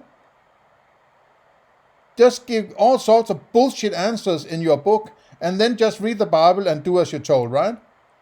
It's sort of handing over your life to somebody else. Don't live your own life. Just do what is said in the book. Don't think for yourself. Just do as you're told by the priest, right? I have no patience with religion at all. Framing the death of a child that, God called her home, God had other plans, blah, blah, blah. Sorry, I don't mean to say blah, blah, blah. That's a very disrespectful way to talk about such deep and abiding grief. I'm sorry for that. Oh, so you can feel sorry about when you're sort of pissing on religious people. Oh, but pissing on my question, that's okay. You're talking about yourself for 20 minutes now, right? Without answering anything, while relating anything in my question, right? But that is a reframing where they then experience sorrow rather than shock, horror, grief, and rage. And sorrow may be a better way of easing them. Correct me if I'm wrong, but 19 out of 20 minutes, he has been talking about emotions of some kind now, right? But I'm not talking about emotions. I'm talking about empirical reality or whatever access we have to it, right? And trying to establish a notion of this paradox, I feel that is built into that claim that you're experiencing an outside world, right? A direct experience. I'm not saying you're not experiencing something, but just claiming just out of the blue that it's an outside world is a step that you can't just take without explaining how to get to it while you're saying that your experiences are in your mind, right? Into the next phase of their life. So, and you can see this reframing happening all the time. All the time, this reframing is happening. There was an article that came out recently said, in divorce, it's not necessarily a failure. It can be viewed as a success. And it's like, no, it's a failure. It's always a failure if there's children involved, right? And a divorce is using the guns of the state to separate people. That must be a definition of a failure. If you need to call somebody with guns to arrange a split of, arrange a stopping a interaction between two individuals or more, well, then you are saying it's a failure, right? You are using criminality or immorality. You have to say, well, okay, I have some guys with guns over here, so just do as you're told, right? I have the guys with the guns on my side, so do as you're told, right? Otherwise, they'll shoot you, right? If that's not a failure, I don't know what a failure is, right? All of the relationships, like the romantic relationships that I had that ended, were all failures because the goal of getting into the relationship was to have it not end, right? It wasn't like I went in saying, oh, this is only going to last 3 months and then we're going to have a breakup or whatever, right? As always, you go in with optimism. So you can have indirect control over your dreams. You can have some control over your emotional responses, but you cannot have control. You have no control over your sensations. Now, again, your sensations you might be able to manage, right? There's psychological approaches to pain management if you have chronic pain, where you can find ways to distract yourself from it or deal with it in some manner or whatever. And you have some, but you cannot directly control sensations, and you cannot directly control the effects of that which is outside your mind. But how do you know it's outside your mind? That's the question.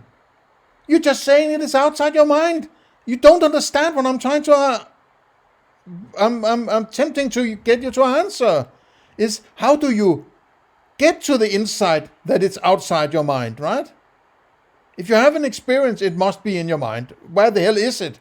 Otherwise, everything is you. Then you're kind of a solipsist, right? Then otherwise you have to make the distinction between inside and outside if you're not a solipsist, which I decently understand that you are not, right? Otherwise, why would you have a philosophy show? Because you're the only person in the world. The rest are just weird experiences, right? So if you say there's an outside world where I am, right? How do you get to that outside world? Because it's outside you. You can't just say it's outside. It's an interpretation. How do you get to that interpretation? It doesn't follow automatically from the experience that it must be something outside.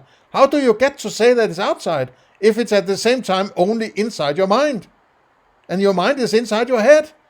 And what you are talking about is outside your head, right? So you're not answering anything. You apparently don't even understand the significance of the question. Right, so if, like me, you're half Irish, half German, if you spend the entire day out in the sunshine without any sunscreen, I'm going to get a sunburn. I'm going to get a sunburn. I can't control that. I can't will that to not happen. But you can avoid the sun, right? I mean, I understand that. But you don't know that you have a sunburn before you have the sunburn, right? I can't say I will experience a hand in X amount of time. I can say it, but it doesn't mean that I know that I will be experiencing a hand in the future. You don't know that you are getting sunburned or that you are sunburned before you are sunburned. When you're sunburned, you can say, I'm sunburned, right? And I can look at you and say, that's true, possibly, right? It might be about the definition of what can actually be true, but that's up to your philosophy, right?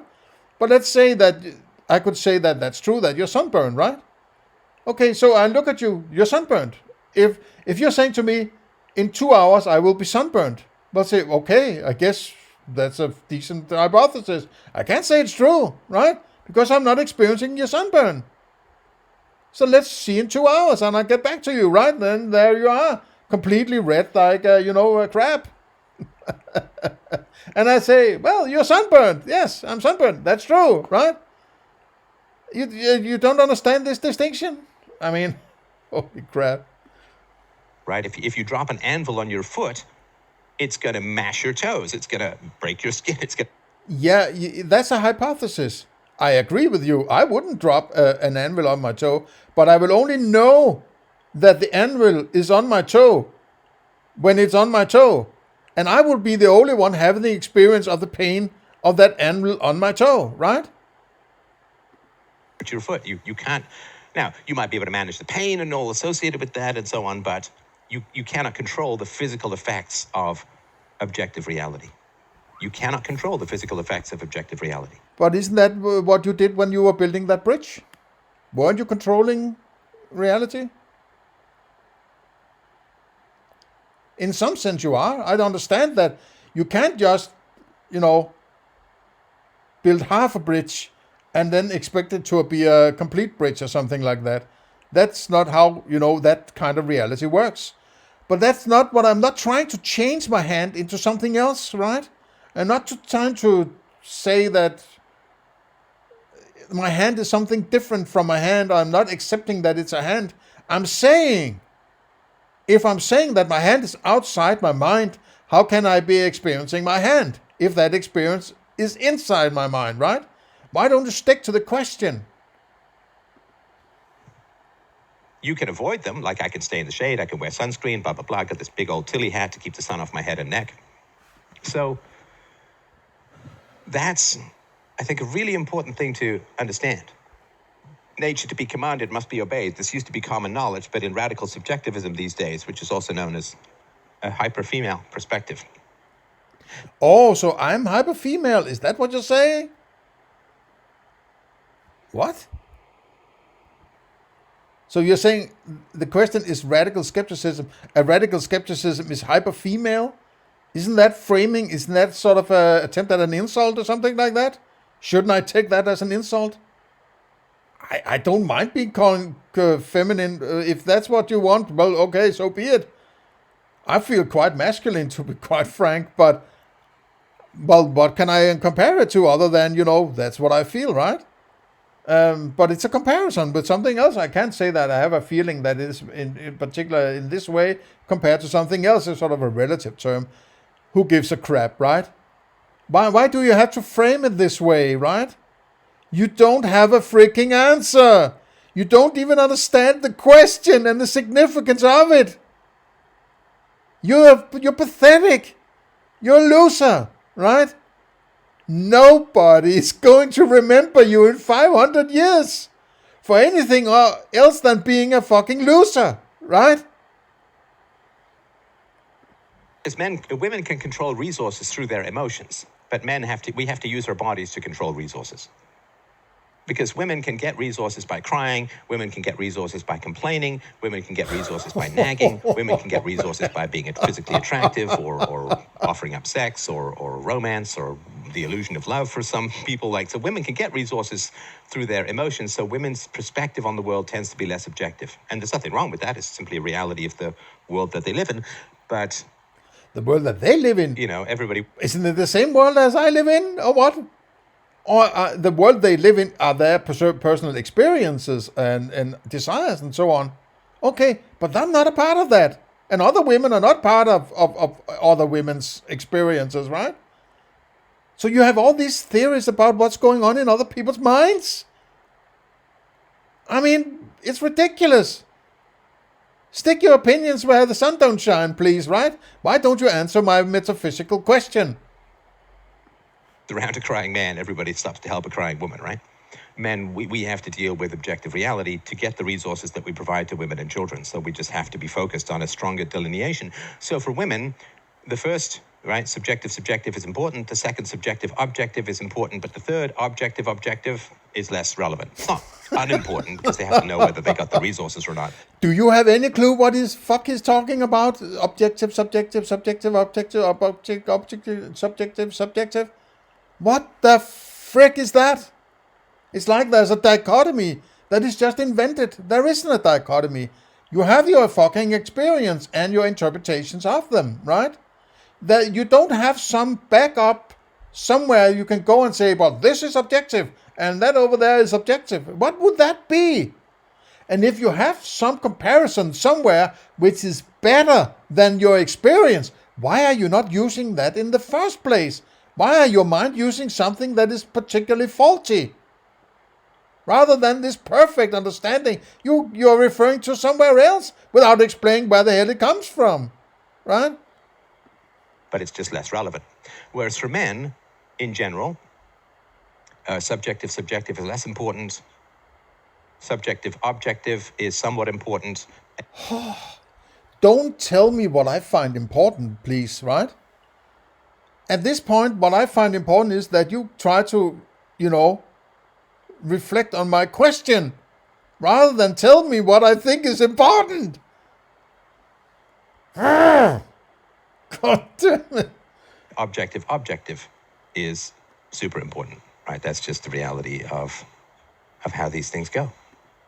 It's super important. It's just the reality of how these things go. What kind of bullshit lingo is that?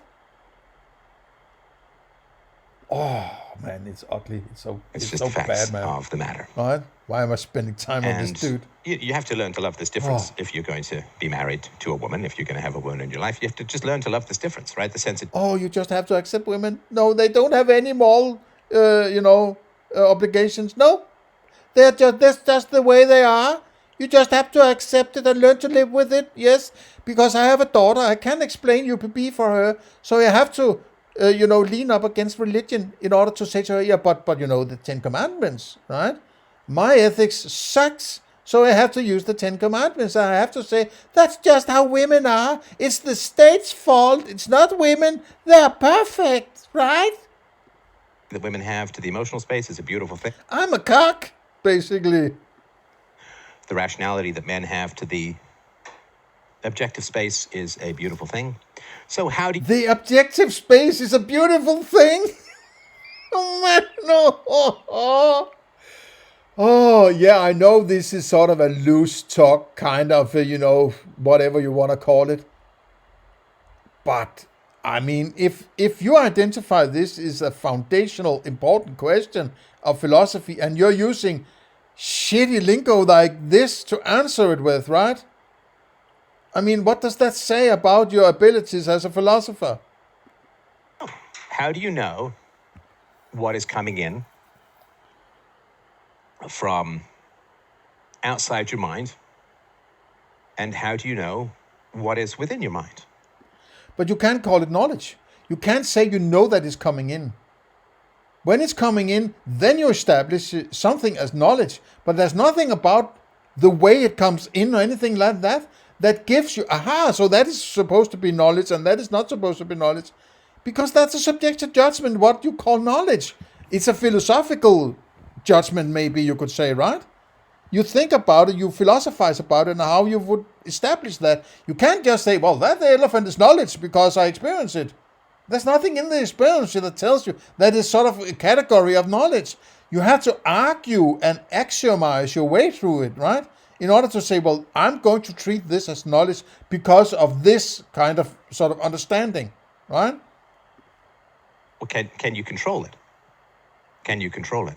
I don't know if you ever did this. So I grew up as a kid. I was. But does it? If you can't, if you experience elephant, the elephant is not arriving through your senses, right? There are colors, there are taste, and there are smells, and so on. But elephant is not arriving, right? Elephant is something you attach to an experience. Or I'm extending that axiomatically to you also, because I have that experience or that's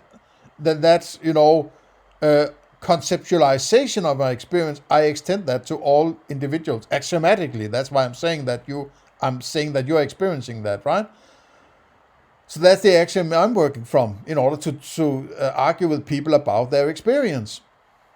But you don't experience elephant. That's a cognition. That's not an experience. So that we have to distinguish between these two. So how do you know just because you experience, I experienced that fox in the woods some time ago, right? That all of a sudden I experienced a dog instead of a fox, right? Why was it true how did I know that if I kept experiencing fox? Would it be a fox or would it be a dog? Or something third I haven't even experienced? How the hell would I know? Well, I can't know, right? There's nothing in that particular experience at that point in time that tells me I should be experiencing that. All I can say is I am experiencing that, or I am cognizing that based on my experience at that exact point in time, right? I was born in 66, so I grew up as a kid in the 70s, and the 70s was going through a crazy mystical time. Like, really crazy mystical time. Alan Parsons makes fun of this in Alan one of his Parsons albums. project. And the Mayan panoramas on my pyramid pajamas haven't solved my little problem, and it was a really subjective time. And, massive, It was a subjective time, or people were just subjective. What does that mean? That's a subject. They have a specific interpretation of reality, but you're interpreting reality by talking about all sorts of objectifications, right? Is that subjective? Now your objectifications apparently become subjective. It's just floating around these. You're just throwing words out. There's no coherence to it. There's no structure to it. It's like in this day, this term is used for this, and 4 months later, it's used in another context, and in a third context, and in a fourth context, and then now it's true, and now it's objective, now it's objective, now it's such a big pile of words that you're just, say there's a bullshit bingo kind of word bag, right? It's just, you're just pulling out words and throwing them in my face. There's no coherence to it. It's completely useless. And you're not understanding the question, and you're not referring to the question. You're just talking about Alan Parsons' project, right? And pyramid, right? I mean, it's, man, annoying. mystical UFOs, not like rational UFOs. And let me just get the lyrics for this, because the song is kind of interesting, and it's sung in a kind of let me have the lyrics. falsetto. That's let's the Mayan. go away from let me just get these lyrics. I won't sing it to you that high because I can't. Right? That important question. Now let's hear Alan Parsons' lyrics instead. That's much more, Yes, that's interesting. In panoramas on my, it's on the album Pyramid. But it's been a while. It's a really, really good album. Oh, yes, that's right. You have got me into a song. Yeah, I got some philosophy from Alan Parsons. I think you got yourself into a song, right? I didn't ask you to sing a song. Oh, yeah, Pyromania. There are pyramids in my head. There's one underneath my bed, and my lady's getting cranky. Every possible location has a simple explanation, and it isn't hanky-panky. I have read somewhere in a book, they improve all your food and your wine. It is said that everything you grow in your garden would taste pretty fine. Instead, all they ever get is a pain in the neck and a yap, yap, yap, yap, yap, yap, yap. I've consulted all the sages I could find in the yellow pages, but there aren't many of them, and the Mayan panoramas on my pyramid pajamas haven't helped my little problem. I've been told someone in the know can be sure that his luck is as good as gold. Money in the bank, and you don't even pay for it if you fold $1 in the shape of the pyramid that's printed on the back. It's no lie, you can keep the edge of a razor as sharp as an eagle's eye. You can grow a hedge that is vertically straight over 10 feet high. All you need is a pyramid and just a little luck. I have read somewhere in a book they improve all your food and wine, and I've been told someone in the know can be sure of his good luck, and it's no lie. All you really need is a little bit of pyramidic help. And it's a really good song. Musically it's not great, but it's really clever because it's somebody who's fallen into this. I can remember reading this stuff. It's not clever. I think that I have an idea that the new wave movement in the late 70s were actually quite, informed by some of Alan Parsons' music from this point. It's sort of halfway progressive, halfway pop, halfway new wave. There's a lot of simplicity to some of these songs from this period of Alan Parsons, right? So it's sort of new wavy kind of progressive rock, right? Progressive pop even, right? So it's but that's another story, right? This is not about music, right? But I don't know why we have to go into these. It's sort of he tries to go out on a tangent where he can get to control what he's talking about, so he can get to talk about his own, memory of songs and memory of this, and a love for his daughter, a love for his own novels and whatever it is. It has to always somehow be channeled into his, diverted to something where he can talk about himself, right? But subjectivism is bad, right? It's very bad. Subjective. It was a subjective period, this, but let me tell you about my subjective experiences, right? Oh. I was a kid about, oh yeah, you can keep a razor sharp. You just put it under a pyramid and it'll keep the razor sharp. Like it was really, and telekinesis. I was actually in the newspaper when I was 13, I was in the newspaper for bending spoons with my mind. And I really got into this. What? I mean, were you trying to bend spoons or what? You're trying to bend philosophy with your mind now, right? I would like, do you have a newspaper cut out from this? That would be interesting to see a 13-year-old bending spoons. What the fuck? Stuff. And I remember lying in my bed experimenting with telekinesis. My very first 45 record was 10 cc's, The Things We Do for Love. And at the end of it, that's this endless, like, repeat and fade. Things we do for love, things we do for love. And it just went on. And it really bothered me that it went on for so long. It was like, guys, kind of lazy. Just write another verse for God's sake. Yeah, I agree with that. And I remember lying in my bed, trying to lift up the needle with my brain. I don't know if you tried any of this, but I was curious, right? This is what was out there in the world. All of this Uri Geller mind-bending telekinesis nonsense. And I gave it a good... But what makes you, just because you can't will yourself to have an experience, just because you can't will yourself to have an empirical experience, does that prove that it's outside? It doesn't, right? And that's not the question, actually. The question is, if I say that it's outside, how can the experience I have actually be the experience of the outside?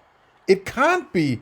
I can classify as being arriving from the outside, but that doesn't mean that the experience itself is an exact match of that which is outside, because then there would be an outside and my inside would be a one-to-one replication of that outside.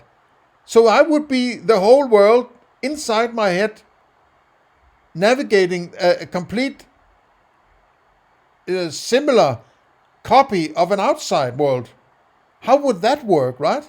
That doesn't work. Then there would be 2 universes, and there would be 8 billion universes inside people having a copy of that outside world. It doesn't work. You're not thinking this through, right? College try. I wanted to see if it worked. Of course, I'm an empiricist, right? This is what they say works. I'm going to see if it works. I remember reading about how you could do this and that and the other to summon ghosts, and I did this, that, and the other to summon ghosts, and I really, really gave it a good old shot. But there is a God, of course, right? Yeah. You should believe in God. You can't manifest God by thinking about, but you can. Religion, right, is good because God and such thing. Yeah. That's above mere, subjectivism, right? This is high-level subjectivism. So therefore, of course, religion. Yeah, sure. And of course, none of it ever worked, right? None of it ever worked. There's a winery in BC that ages wine in a pyramid. That's funny because it's before Christ, BC, but he would be British Columbia, of course, right? I'm actually impressed that he can still juggle all this bullshit, contradictory, like he's an atheist, but he loves Jesus. He's an anarchist, but he loves the Orange Man. He hates subjectivism, but he talks about his own experiences all the time. It's like, how can he, with a straight face, keep juggling these balls, right? And why are people listening to him, right? Can't they connect the dots here, right? What's the fuck is going on, right? I mean, I believe that the most skilled thinkers who would actually be following or had followed Stefan Molyneux previously, where he was more rigid in his sort of approach, right? Have figured out there's something wrong with this guy, right? They are, maybe thinking along my lines here, right? And trying to sort of point out how ridiculously bad it is, right? So it's just incredible how he can do this, right? So it's an indication of a high-level sophist that he's not only sophist, but he still believes in his own thinking, and he can't see any problems anywhere, right? So it's kind of scary also. So you give the, I mean, if everyone around you, or if a lot of people around you are talking about all of these wonderful things that the mind can do, and, you know, I listen to and to some degree believed this complete nonsense that you only use 5% of your mind, you only use 10% of your brain. It's like, no, that's, it's not true. That's not true. It's not true. How do you know? If something is true, it has to be based on knowledge, right? How do you know about the mind? Right? So, what are you, I mean, what you're saying has no coherence with ideas of strict philosophy, right? Terms used in philosophy that you just throw around. It's not true. Okay. How the hell do you know, right? How do you know what is true and is not true in regards to mind and so on, right? It's just too it's just too easy just to throw a few words at it and then say, well, I cracked this nut, right? It's so insufficient and lazy. I can't believe it, right? Oh, I can't believe it now because this is what it's been doing for years, right? So I believe it now, but it's just like it's lacking a good word here, right? But it annoys me that he has, but I guess he doesn't have that big an audience at this point, right? It has been diminishing, and for good reasons, I would say, right? And I'm doing what I can to help it diminish, because as long as he is spouting shit like this, well, it's not going to crack it, right? It's not going. He's not going to go anywhere, right? And I don't want anybody to go anywhere with it, because it sucks. Like, I mean, I just mentioned this question and just see him, squirm about in his subjective fantasies in an attempt to answer it says a lot, in my opinion, right? It says a lot about how bad his philosophy is. So in a way, this way I provoke his attempt at explaining something is clearly unable to explain, while thinking is actually explaining something, right? That's how ridiculous it is. It's like saying, somebody who's curling weights is only using 3% of their muscles. It's like, well, yeah, but you can't use all your muscles at the same time. That's called a stroke or some sort of epilepsy. You can't use all your muscles at the same time. And of course, all your brain doesn't light up at the same time. How ridiculous would that be? So, can you affect it out there in the world? The other thing, of course, that you know is that do things occur without you being there? So if you go from one room to the other... Well, I don't know. They say, I don't know. If I'm not there, I don't have empirical sense data, right? So I don't know. And then you go back, you go from your bedroom... It's so simple answer. The answer is, I don't know, right? It's knowable, but I don't know it. That's why I'm saying I don't know it. To your bathroom. And then you go from your bathroom back to your bedroom. Okay. So the bedroom isn't visible to you when you are not in the bedroom, but then you can go back to it and it's still there. How do we know it's still there? If I'm experiencing it, it's still there. But if I'm not experiencing, there's no bedroom, right? You are conflating inferences about the future with knowledge. You are violating your definition of knowledge. Knowledge is based on empirical data. If you do not have empirical data of your bedroom, you do not know bedroom, right? That you have an inference that the bedroom is goddamn, I'm confident that the bedroom is going to be there, and I'm going to follow the path I believe is necessary to get to the bedroom, right? And I'm going to do that. Fine. But you don't know bedroom before you are in the bedroom, right? Oh. And if your thoughts were, of course, in dreams, right? You leave your bed in dreams, you go to the bathroom, you come back, and it's a pit of lava or a geyser or the back of a dragon or some nonsense, right? Oh, usually it's not nonsense in dreams, but you know what I mean, right? So, can you will leaving your bathroom, can you will getting out of bed in the morning, going to the bathroom, and coming back and it no longer being your bedroom? Can you will that? Can you will that? Now, if... No, but that's not the point, right? The point is, if I'm experiencing bedroom, is that bedroom inside my mind only? Or is that experience also outside my mind? Because if you're saying that experience is also outside my mind, how the hell can it be an experience if experiences are in my mind? Then why do you have a mind if everything you experience is everything? Then why do you need a mind? Because you are everything then, right? Then you're violating the inside-outside dichotomy. Why can't you see this? Why is this so difficult, right? You're dogmatic, right? You have locked yourself in an explanation that you can't step out of, right? Look into the hard problem of consciousness. Look into the problem of other minds, for instance, right? It points out the limitations of this understanding, which is fallacious or incorrect. It's a contradictory, it's paradoxical explanation. It's because the right statement is actually, it's a paradoxical foundation, and therefore it doesn't work. You can't explain what you think you are explaining, and you are ending up with bad epistemology and bad ethics and so on, because your foundations are paradoxical. Have a bad dream and you wake up frightened, and then you go to the bathroom and you think about your dream and you figure out what it's about, and it gives you a sense of relief. So you can leave your bedroom frightened and you can re-enter your bedroom calmer. If you're waiting for a text from a girl you like and you wake up in the morning and you check your phone and she hasn't texted you. He doesn't fucking understand the question, right?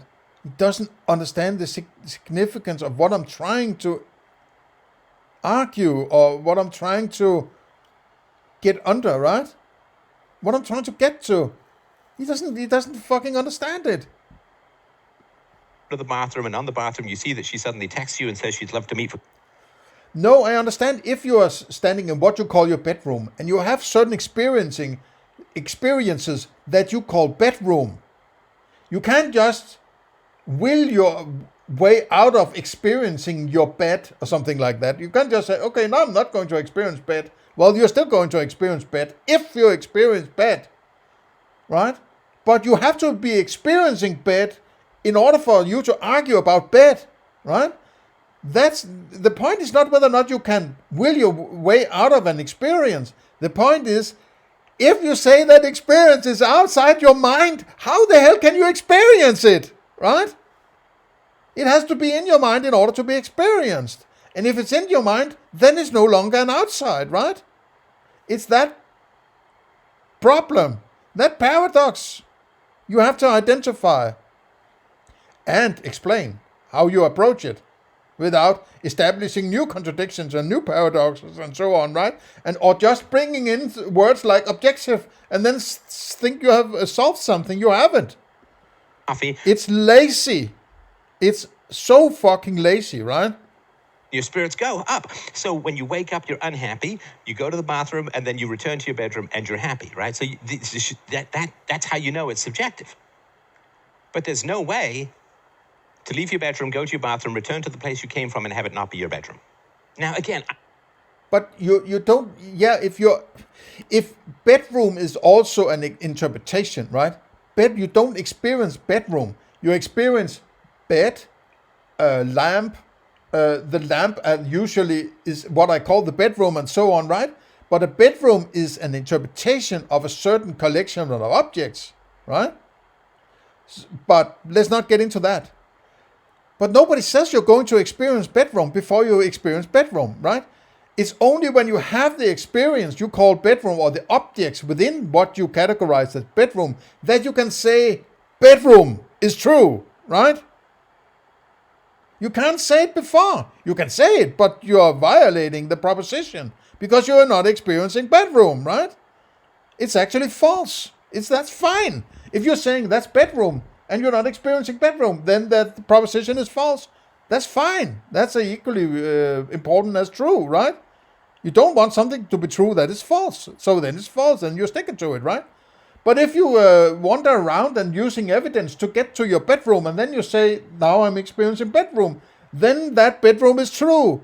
But that's not the fucking question. The question is, if I say that bedroom is outside my mind, how the hell can I call the experience of it the outside? Because that must be inside my mind, because that's where the experiences reside. So if my experience is outside, and the only thing I have is the experience, what the hell is then outside, right?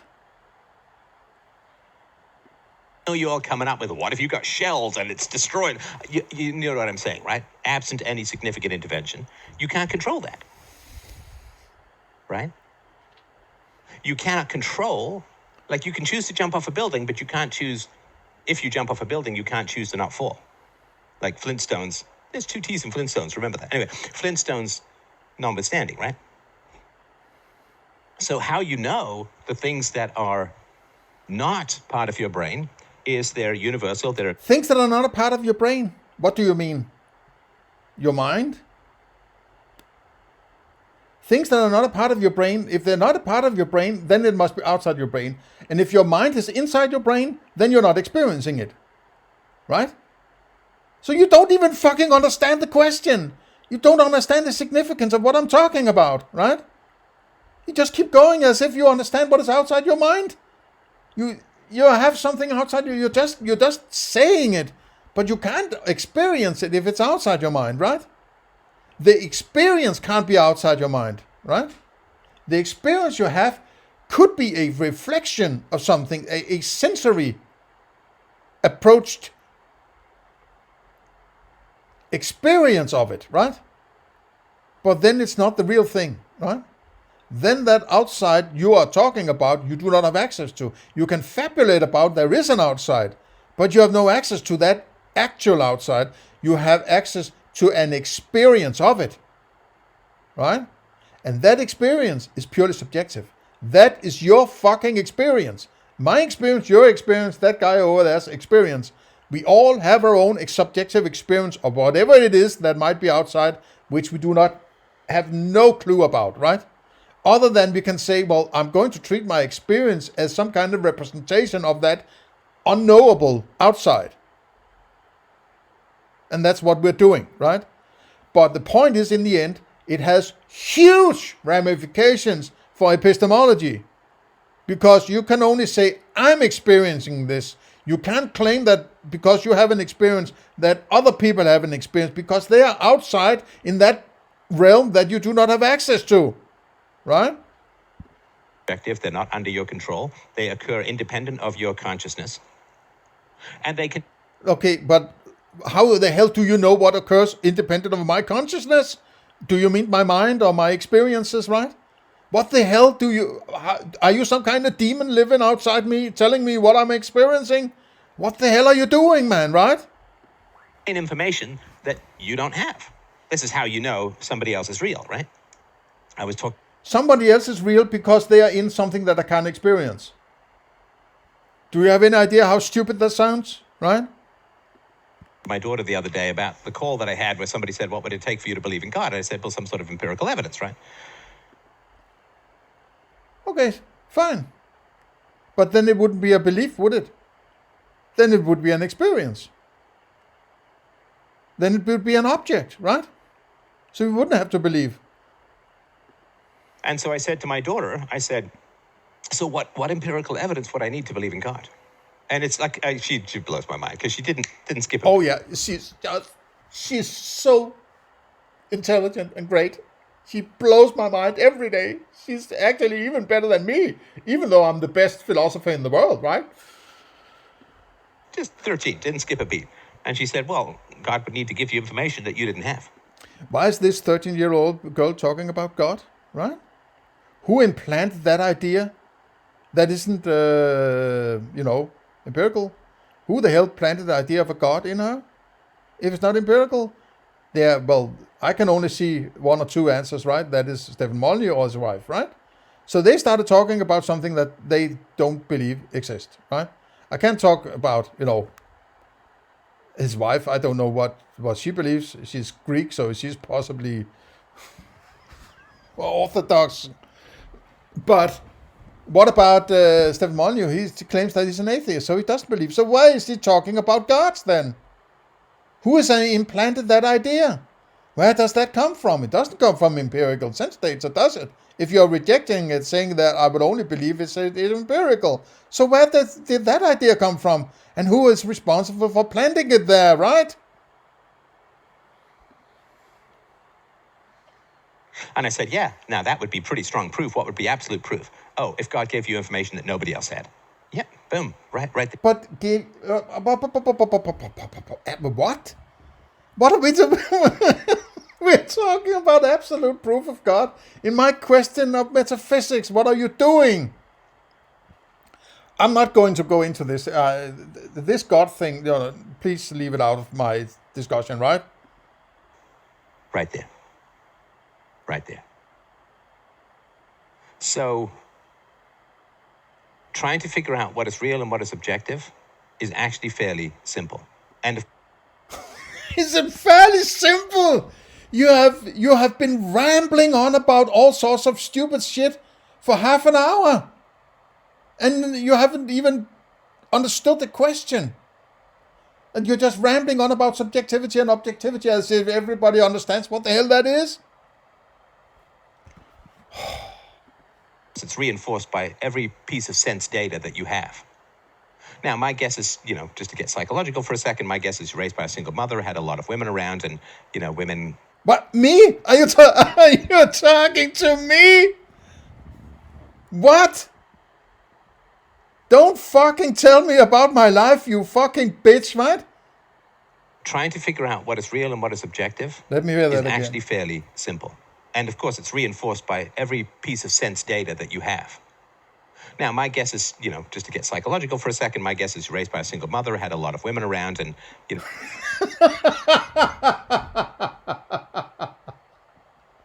Oh, my God. Oh, yeah, I was raised by a single mother. No, I wasn't. No. I'm from a sort of conservative family, right? Right-leaning. Complete family. No divorces, right? There were actually mostly men around me. But, it was kind of a 50-50, right? So, stick your psychiatry or psychology where the sun don't shine, right? Mr. Know-it-all. Women can use their emotions to get resources and men can't. So you think I'm out to get resources? Oh, man, it sucks like a, multiverse vacuum, right? Holy freaking shit, man, right? But you should, let go of these framing people. It's because you have a bad psychology. That's why you are thinking this way. You have bad think because you are a son of a single mother. Right? I'm not saying that you might have a single mother approach to things, how you want to frame that. But stop doing that. Answer the fucking question, right? Try to understand what is actually being asked and then refer to that question. Don't tell people about their upbringing or tell them that they are from single mothers or whatever bullshit you can come up with, right? Fuck you, man. We have to use our hands. We can't just use our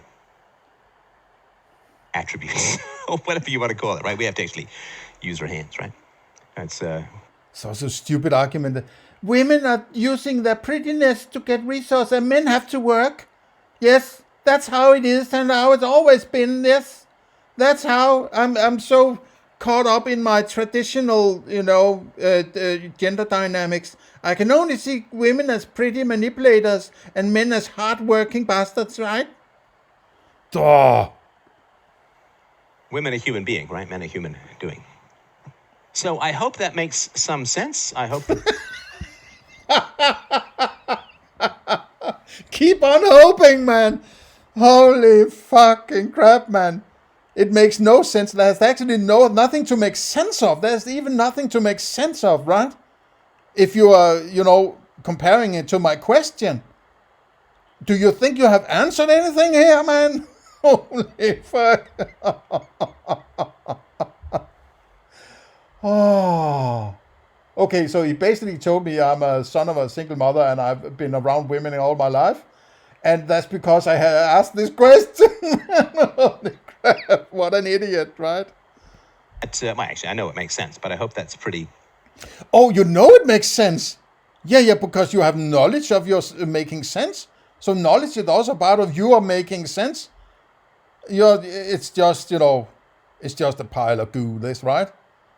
You are illuminating the world how ignorant you are of good philosophy, right? Maybe that's the core purpose of this question. It illuminates how bad you are at philosophizing, right?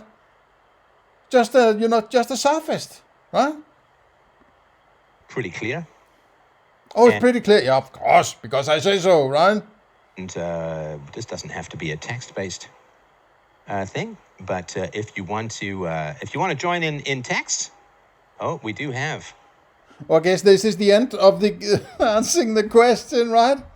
He's probably forgot what the hell he was been asked to answer, right? So it's just, I mean, it says a lot about his abilities as a philosopher, right?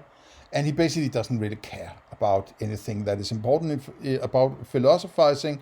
He wants to push his, books and, talk about his own experiences and then say that you're stupid because you're asking, you have wrong think and you had a bad psychology because you were around women all your life, something like that. I mean, fuck you, man, right? Holy. I'm lacking words. How bad it is, right? It's like give me your comment, give me your inputs to this, right? Let me know what you think, right? I think he's awful, right? And I've been thinking that for a long time now, right?